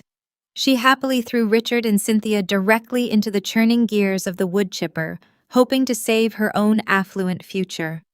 She believed claiming profound ignorance would absolve her of the monumental fraud. Preston did not display a shred of sympathy for her weeping performance. He lowered his gaze, focusing his sharp analytical eyes on her left wrist. Peeking out from beneath the cuff of her ivory silk robe was a heavy rose gold timepiece. The bezel glittered with a perimeter of flawless embedded diamonds, catching the harsh overhead corridor lighting. "You claim total ignorance regarding the family finances," Preston observed. His voice was a surgical scalpel peeling back the final layer of her deception. "Yet, you are currently wearing a $20,000 Cartier watch." Brittany instinctively pulled her arm back, trying to hide the jewelry behind her hip. "It was a wedding gift," she stammered, her confidence rapidly evaporating. "My parents gave it to me on Thursday morning to celebrate the rehearsal weekend. My corporate investigators pulled the localized transaction logs an hour ago," Preston countered. "That specific boutique purchase was executed precisely 30 minutes after your father finalized a fraudulent commercial loan using your sister's stolen identity. You may not have signed the illegal promissory note, Brittany, but you happily accepted the stolen spoils. You wore the proceeds of federal wire fraud on your wrist while complaining about the temperature of the catering." I stood in the shadows, absorbing the sheer magnitude of his observation. My parents had not only leveraged my landscaping business to cover a desperate housing margin call, they had actively skimmed a vast chunk of that illegal capital to purchase a frivolous luxury trinket for their golden child. They risked my entire livelihood, my greenhouses, my delivery vans, my blood and sweat, just so Brittany could sparkle a little brighter at her rehearsal dinner. The breathtaking depth of their entitlement crystallized in that single piece of jewelry. Preston did not require any further justification. He had presented the unassailable facts, delivered the verdict, and executed the sentence. He reached up toward the left lapel of his charcoal suit jacket.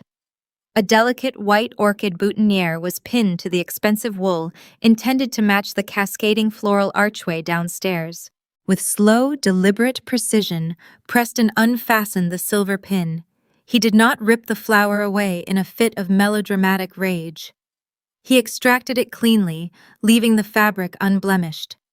He turned slightly toward a polished mahogany console table resting against the hallway wall. He set the white orchid down onto the flat wooden surface. The gentle tap of the floral stem hitting the wood resonated with terrifying finality. It was a precise, quiet movement, signaling the definitive termination of the romantic relationship.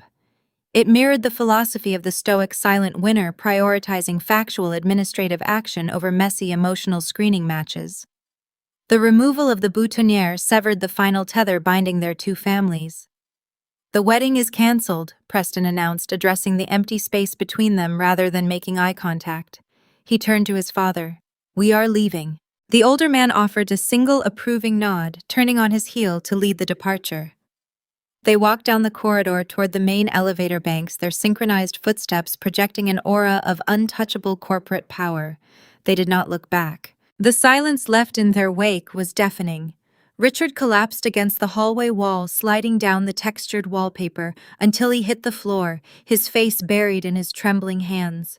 Cynthia stood paralyzed, her mouth opening and closing silently like a suffocating fish hauled onto a dry deck. Brittany remained frozen, staring at the discarded white orchid resting on the console table. Her dream of endless generational wealth had vanished, walking onto an elevator car and descending out of her life forever. Then the shock began to recede, replaced by a tidal wave of misplaced venomous rage. Brittany needed a target. She needed a scapegoat to absorb the blame for her catastrophic loss. She slowly turned her head, scanning the quiet corridor until her tear-streaked eyes landed directly on the shadowed alcove where I was standing. The elevator chime echoed down the corridor, signaling the arrival of the car. Preston and his father stood waiting, their backs turned to the wreckage they had just created. Before the polished steel doors could slide apart, a high-pitched shriek shattered the morning quiet. Brittany had finally located me. Her tear-streaked eyes locked onto my position in the shadowed alcove. The realization that I had witnessed her rejection ignited a frantic, desperate rage. She could not accept accountability for her own greed. She needed a villain to carry the burden of her failure, and I was the designated target she had utilized since childhood. "You did this!" she screamed, pointing a trembling finger in my direction. Her voice carried a shrill, piercing quality that penetrated the heavy wooden doors lining the hallway. The commotion proved too enticing for the bridal party to ignore. Down the corridor, door handles clicked and turned. 5 bridesmaids emerged from their preparation suites wearing matching rose silk robes, their hair half-styled in elaborate updos. Several groomsmen stepped out from the adjacent rooms, adjusting their neckties, their expressions shifting from pre-wedding excitement to stunned confusion. The private family implosion was now a public spectacle. Brittany did not care about the gathering audience. She hiked up the hem of her ivory robe and charged toward me. Her bare feet slapped harshly against the carpeted floor. She raised her hands, her manicured nails curled inward, aiming directly for my face. "You ruined my life," she sobbed, closing the physical distance between us. "You were always jealous of me. You ruined my wedding because you could never stand seeing me happy." She swung her arms in a frantic, uncoordinated arc. I did not raise my voice or mirror her panic. I merely took a single, precise step to the right. Her momentum carried her forward, causing her to stumble past me and collide awkwardly with the textured wallpaper. She caught her balanced chest heaving, turning back to face me with raw, unfiltered hatred. "I am going to make you pay for this," she threatened, her voice cracking under the strain. "I will tell everyone what a vindictive sibling you are." I looked at her ruined makeup and her desperate posturing. She still believed she controlled the narrative. She thought she could manipulate the bridesmaids and the groomsmen into viewing her as a tragic victim sabotaged by a bitter older sister. She expected me to shrink back and absorb the shaming. Instead, I reached into my canvas tote bag. Earlier that morning, before the sun crested the desert mountains, a bonded courier had arrived at the resort front desk. Mr. Sterling did not rely solely on digital communication when dealing with severe fiduciary breaches. He preferred tangible, undeniable paper trails. The courier had handed me a thick, bound portfolio containing the emergency audit of the Sullivan Family Trust. It detailed every single transaction authorized by my parents over the past 10 years. I pulled the heavy document from my bag. The thick cream-colored pages were secured by a dark leather binding bearing the embossed seal of the Phoenix law firm. It felt substantial in my hands, a physical manifestation of a decade of theft. I stepped around my sister, ignoring her erratic breathing. I walked directly toward the elevator bay where Preston and his father were watching the chaotic scene unfold. The steel doors had opened, but neither man had stepped inside the cabin. Preston's analytical mind recognized that I was carrying a piece of the puzzle he had not yet acquired. I stopped 2 feet away from the groom. I held out the bound portfolio. Read the highlighted columns on page 4. I instructed, my tone flat and even. Preston accepted the heavy document. He opened the leather cover, flipping straight to the specified section. His father leaned over his shoulder, his sharp eyes scanning the rows of printed financial data. "What is this?" Preston asked. That is a certified 10-year audit of my late grandfather's estate, I explained. My parents were appointed as temporary stewards of that trust. They told me the market was constantly underperforming and denied every request I made for business capital. They claimed the funds were tied up in illiquid assets. I turned my head looking back at Brittany, who was now standing very still. The surrounding bridesmaids watched the exchange in breathless silence. They lied, I stated, letting the words echo down the corridor. My parents systematically siphoned $300,000 of my rightful inheritance over the past decade. They did not lose the money in the stock market. They utilized dummy vendor invoices and falsified educational expense reports to funnel my capital directly into Brittany's lifestyle. The air in the hallway turned incredibly fragile. Richard remained slumped against the wall, unable to lift his head. Cynthia covered her face with her hands, weeping into her palms. They offered zero defense because the numbers printed on the page were absolute. Preston dragged his index finger down the column of highlighted figures. He read the categorized expenditures aloud, his voice devoid of any pity.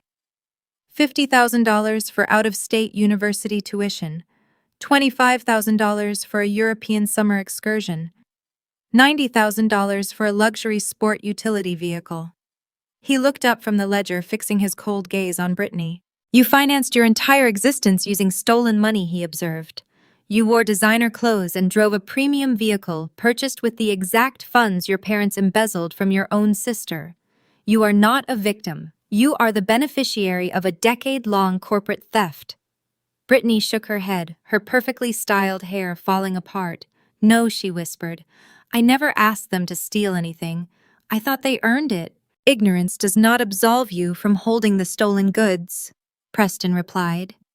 The social execution was swift and merciless. Among the gathered wedding party, wealth was a prerequisite, but reputation was paramount. Stealing from your own flesh and blood to finance a luxury facade was an unforgivable sin in their social circle. The illusion of the Sullivan family prestige shattered into microscopic fragments. A bridesmaid standing closest to Brittany audibly gasped. It was a sharp intake of air that punctuated the heavy silence. The young woman wearing the rose silk robe took a distinct physical step backward, creating a visible gap between herself and the disgraced bride. She looked at Brittany as if she were carrying a highly contagious disease. Two other bridesmaids followed suit, shifting their weight and moving closer to the safety of their hotel rooms. They were distancing themselves from the radioactive fallout, recognizing that associating with the Sullivan name was now a severe social liability. Preston's father placed a firm hand on his son's shoulder. The audit confirms our initial findings, he stated. There is nothing left to discuss here. Preston closed the leather-bound portfolio. He did not hand it back to me. He tucked the heavy document under his arm, securing the final piece of evidence he needed to protect his family empire from any future legal entanglements. Thank you, Samantha, he said, offering a single curt nod of respect. You saved us a considerable amount of trouble. He stepped backward into the waiting elevator cabin. His father followed, taking his place beside his son. The polished steel doors began to slide shut. Brittany let out a raw, guttural cry, lunging forward toward the closing gap. Preston, wait, she begged, her hands reaching out toward the polished metal. The doors clicked together, sealing shut with a soft mechanical thud. The illuminated numbers above the frame began ticking downward, tracking the rapid descent of the groom's departure. He was gone, taking his generational wealth, his high society connections, and his impeccable reputation with him. I turned away from the closed elevator bay. The hallway resembled a graveyard of shattered expectations. Richard remained on the floor, a broken man who had gambled his entire identity on a lie and lost everything. Cynthia continued to weep silently, mourning the death of her country club status. The bridal party slowly dispersed, retreating into their respective rooms and shutting their doors, leaving the disgraced family alone in the corridor. Brittany stood in the center of the hallway, staring blankly at the metal elevator doors. She had no groom, she had no wedding, she had no trust fund left to drain. The Cartier watch on her wrist suddenly looked very heavy, an anchor poised to drag her down into the crushing reality of her new life. I adjusted the strap of my canvas tote bag, settling it comfortably on my shoulder. I had delivered the final receipt, exposing the rot hidden beneath their polished exterior. The burden of their lies no longer rested on my shoulders. I began walking toward the opposite end of the corridor, heading toward the secondary stairwell. The path ahead was clear, and the descent toward the lobby promised a quiet, satisfying exit. The concrete stairwell deposited me directly into the main resort lobby. This sprawling area normally functioned as a sanctuary of tranquil desert luxury, but today it thrummed with chaotic, frantic energy. I walked past the mahogany concierge desk, heading toward the grand ballroom, where the extravagant reception was originally scheduled to occur. The heavy double doors were propped wide open, revealing a cavernous hall transformed into a temporary floral palace. Cascading white blossoms draped over crystal chandeliers. Tall golden centerpieces anchored 60 round tables. A pristine white dance floor gleamed under the custom lighting installation. It was a masterpiece of event design, carrying a staggering 6-figure price tag. My parents and sister had taken the service elevator down, desperately chasing after the departing groom.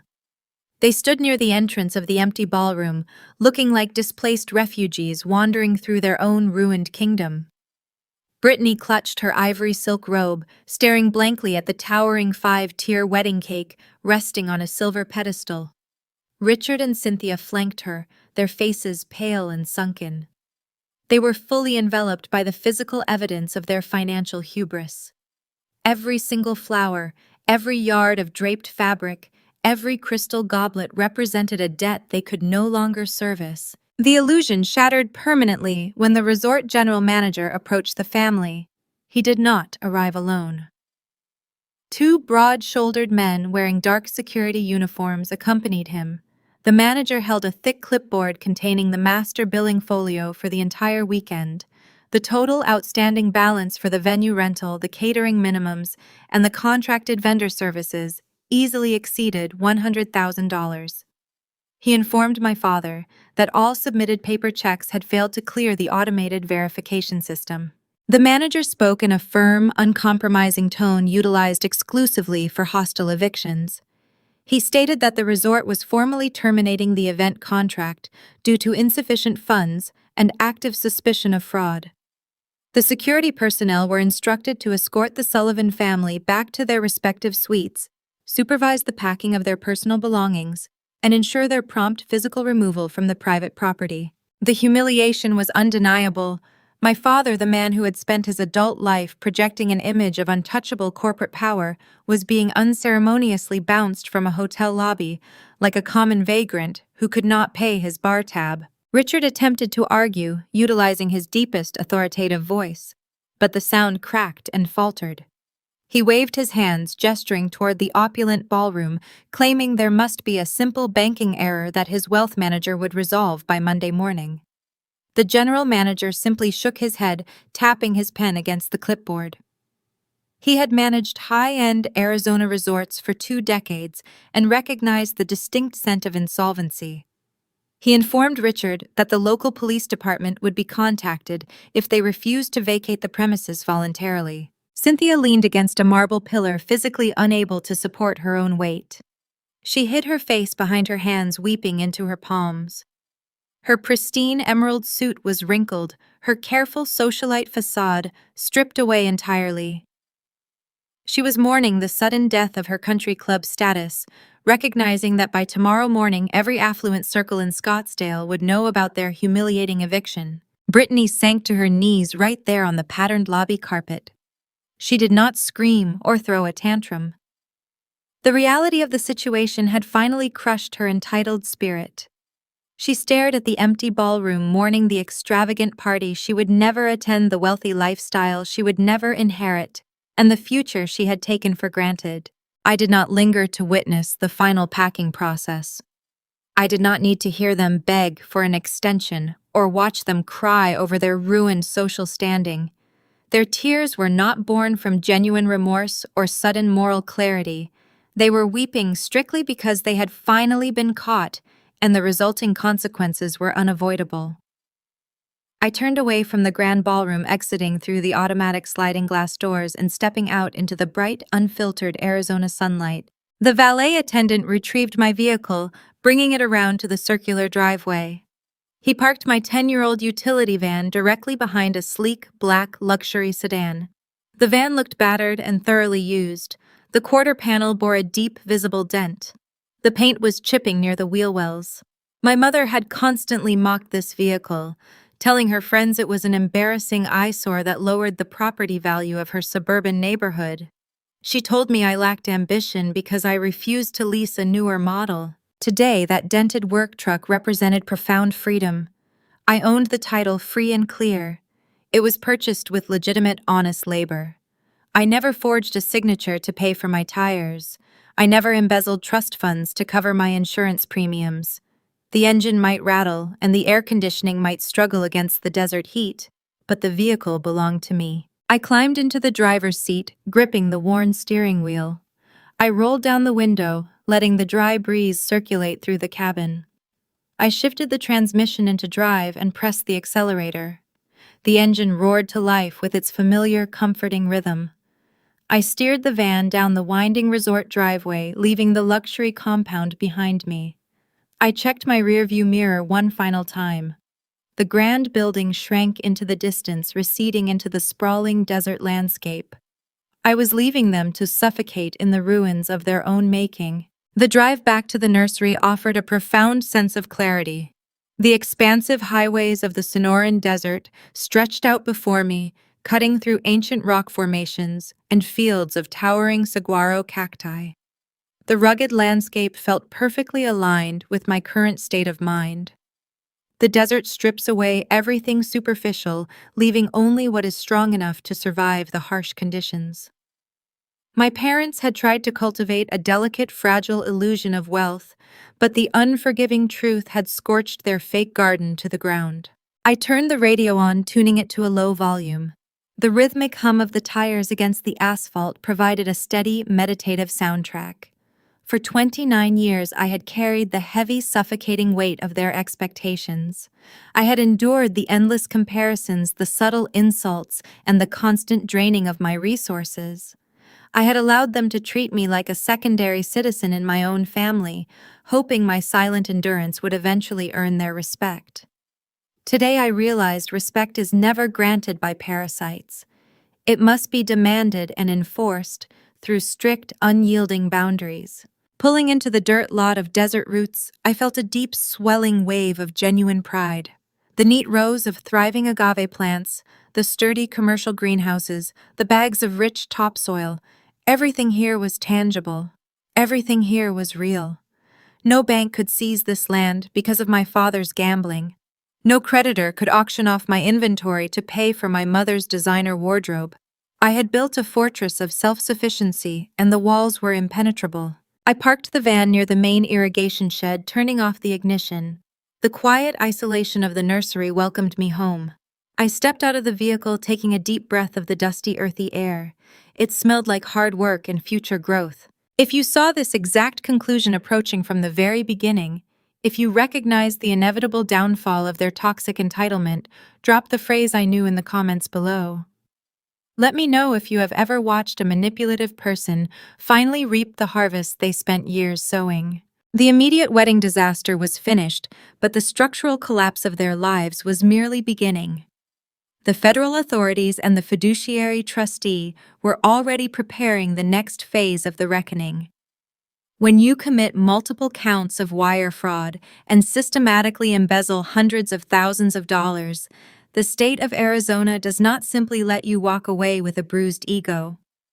A quiet drive back to my nursery provided a brief moment of peace before the heavy legal hammers started swinging downward.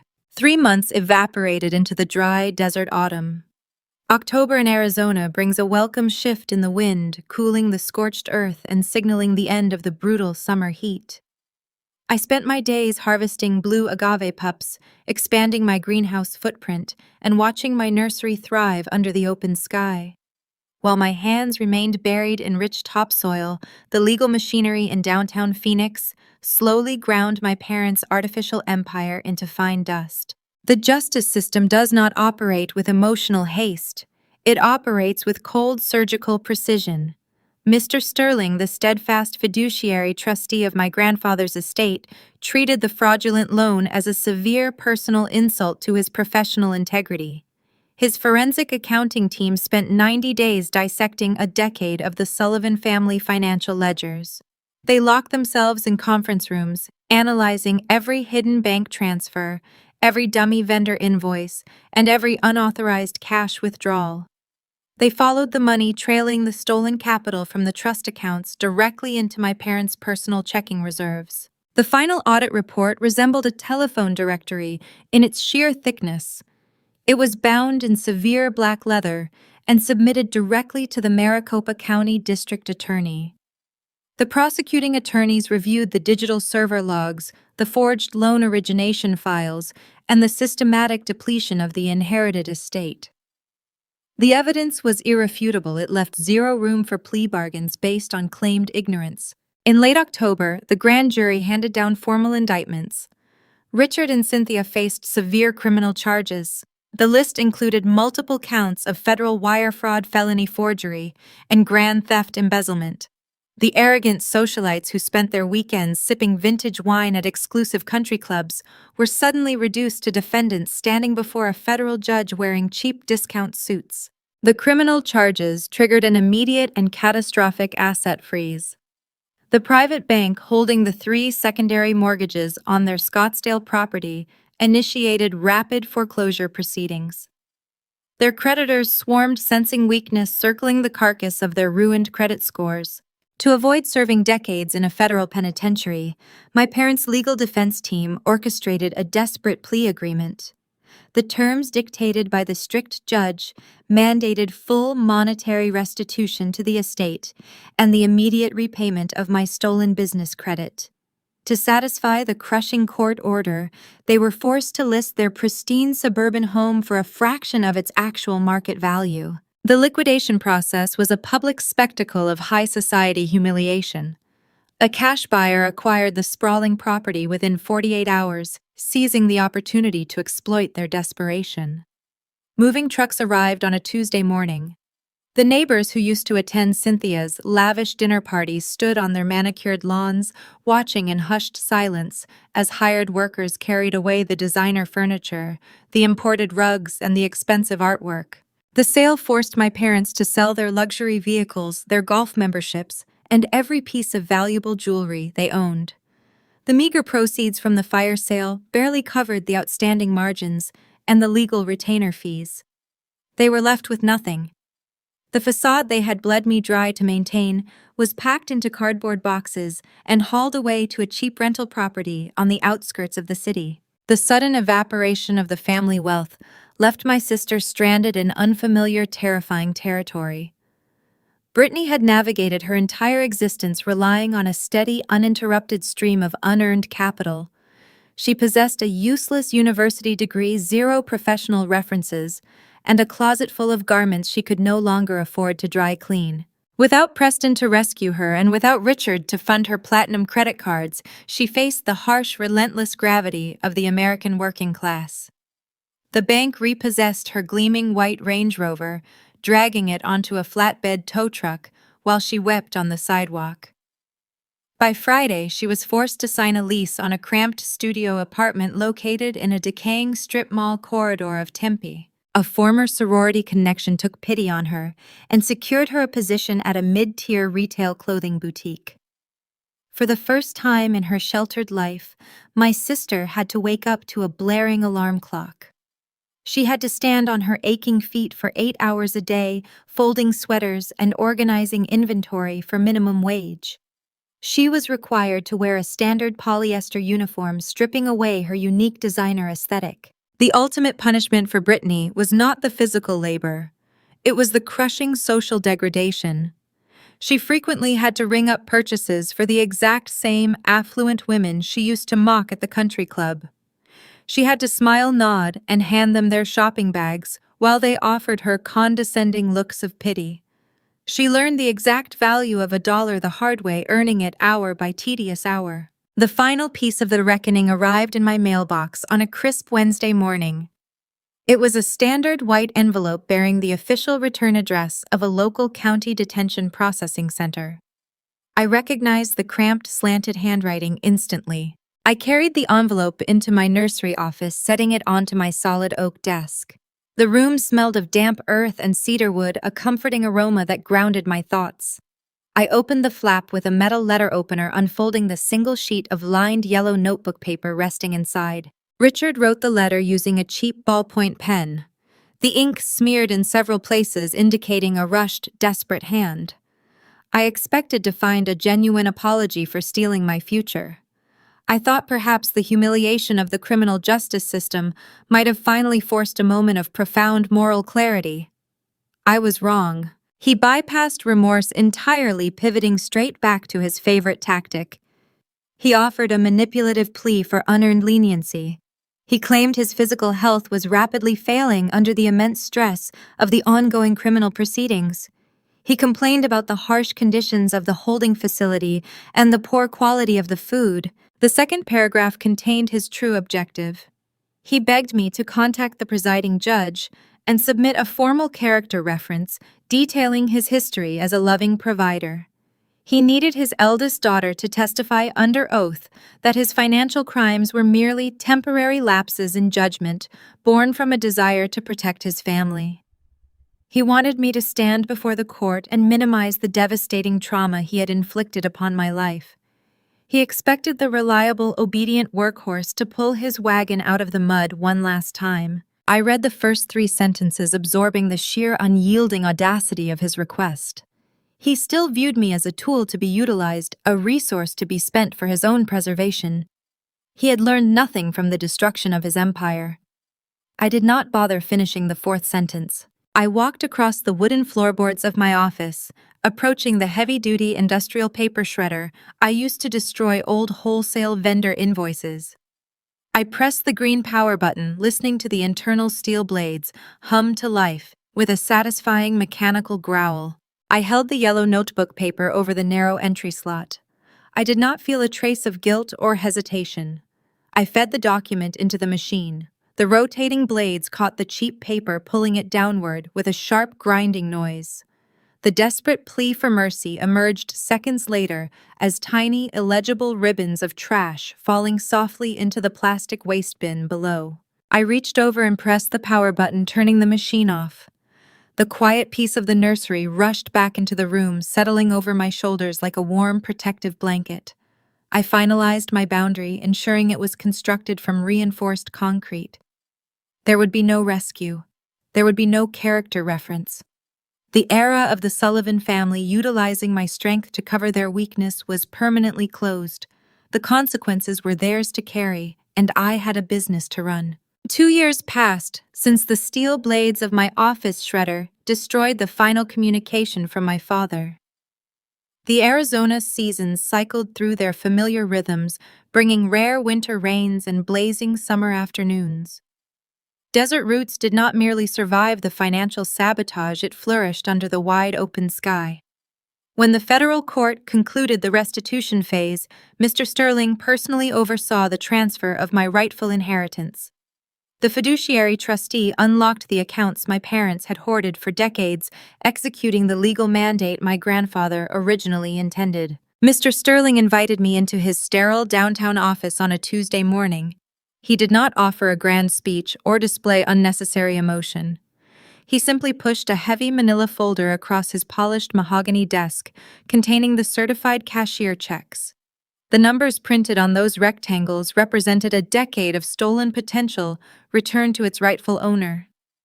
I shook his hand, thanking him for his unwavering dedication to my grandfather's true vision. I walked out of the corporate high-rise feeling a profound weight lift from my shoulders. The air tasted sweeter that morning. I did not squander the restored wealth on luxury vehicles or country club memberships. I utilized the resources to purchase a sprawling parcel of land nestled deep within the red rock canyons of Sedona. The new nursery location spanned 50 acres of prime agricultural land. We erected 10 state-of-the-art climate-controlled greenhouses utilizing the most advanced irrigation technologies available. We expanded our inventory to include rare varietals sought after by premium landscaping firms across the Southwest.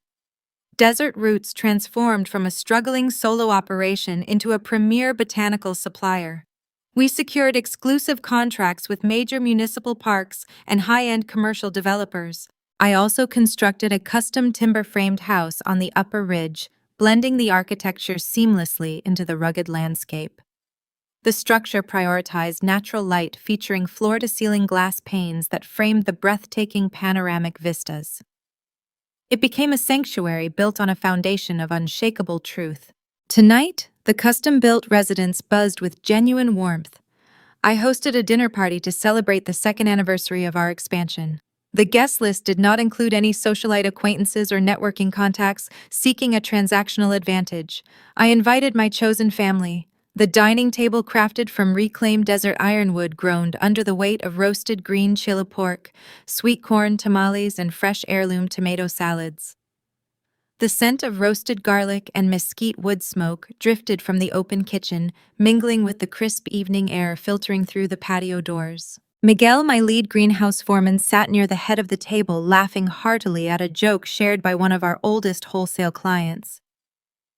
Miguel had stood by my side during the lean early days, helping me dig irrigation trenches by hand when I could barely afford to pay his hourly wage. He never complained about the blistering sun or the delayed paychecks. He believed in the vision I was building. Now he managed a crew of 12 specialized botanists and drove a company-issued truck. Across the room, my closest friends, the women who brought me coffee during my grueling 14-hour shifts, clinked their glasses together in a joyful toast. They were the ones who held my hand when the bank accounts were empty and the nights felt endlessly cold. A local folk musician played a soft acoustic guitar in the corner of the living room, providing a gentle melodic backdrop to the evening. The fire pit outside on the stone patio crackled cheerfully, casting dancing orange shadows against the glass panes. The atmosphere lacked the stiff, suffocating pretense of a high society rehearsal dinner. Nobody wore imported silk gowns or tailored tuxedo jackets. The guests arrived wearing comfortable denim-woven sweaters and scuffed boots. They did not monitor their posture or evaluate the net worth of their dinner companions. They simply enjoyed the rich food, the flowing local wine, and the authentic connection binding us together. The laughter echoing against the vaulted wooden ceilings carried a resonant, rich tone born from mutual respect rather than forced obligation. There were no hidden agendas simmering beneath the polite smiles. No one was calculating how to leverage the person sitting next to them. I stepped away from the lively conversation, retreating toward the perimeter of the dining room. I stood near the expansive glass window, gazing out into the dark Sedona night. The brilliant stars punctured the velvet black sky, casting a faint silver glow over the silent canyon walls. My own reflection appeared in the transparent panes superimposed against the rugged desert backdrop. The glass mirrored the warm amber glow of the dining room chandeliers, blending the interior light with the exterior darkness.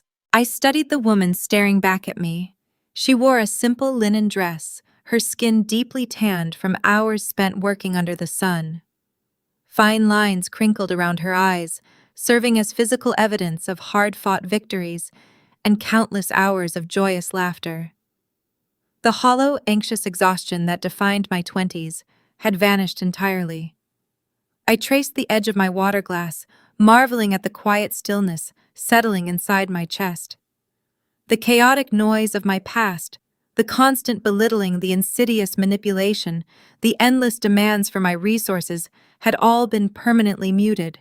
I thought about the lavish Scottsdale resort, the declined credit cards, and the frantic hallway demands.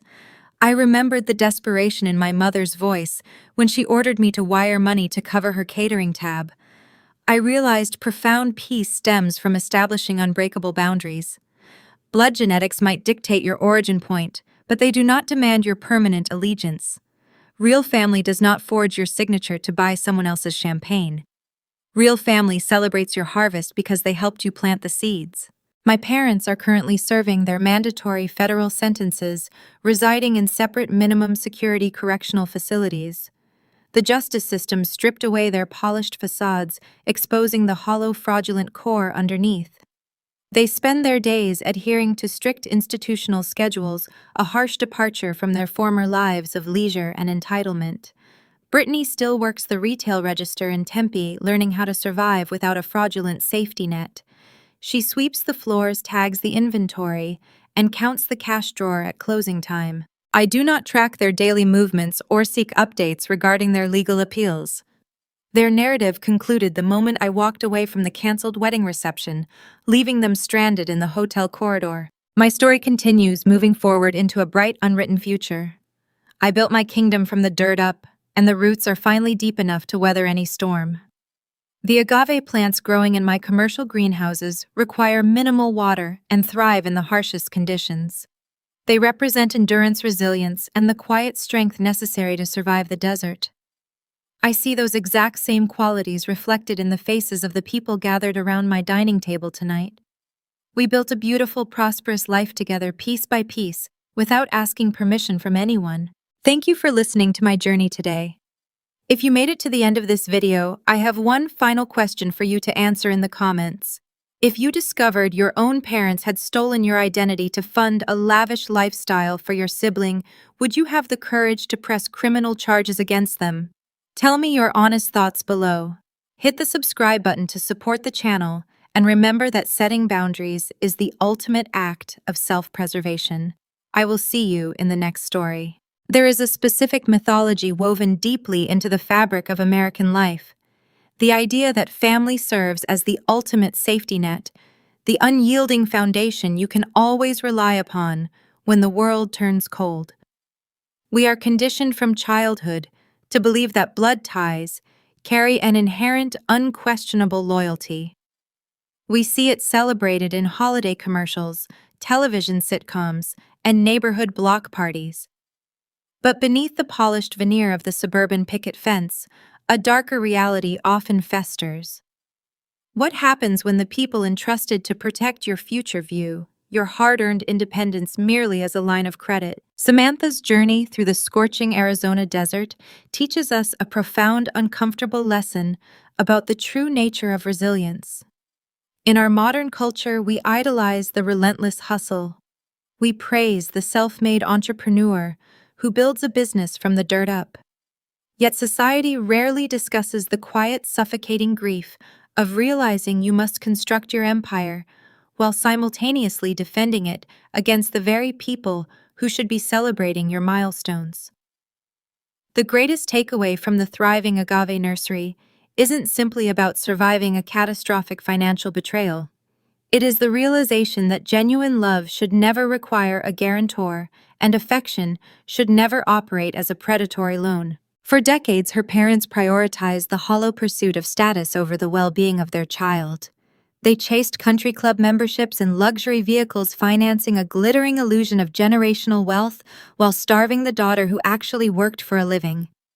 This mirrors a tragic, all too common American trap, sacrificing authentic connection at the altar of keeping up appearances.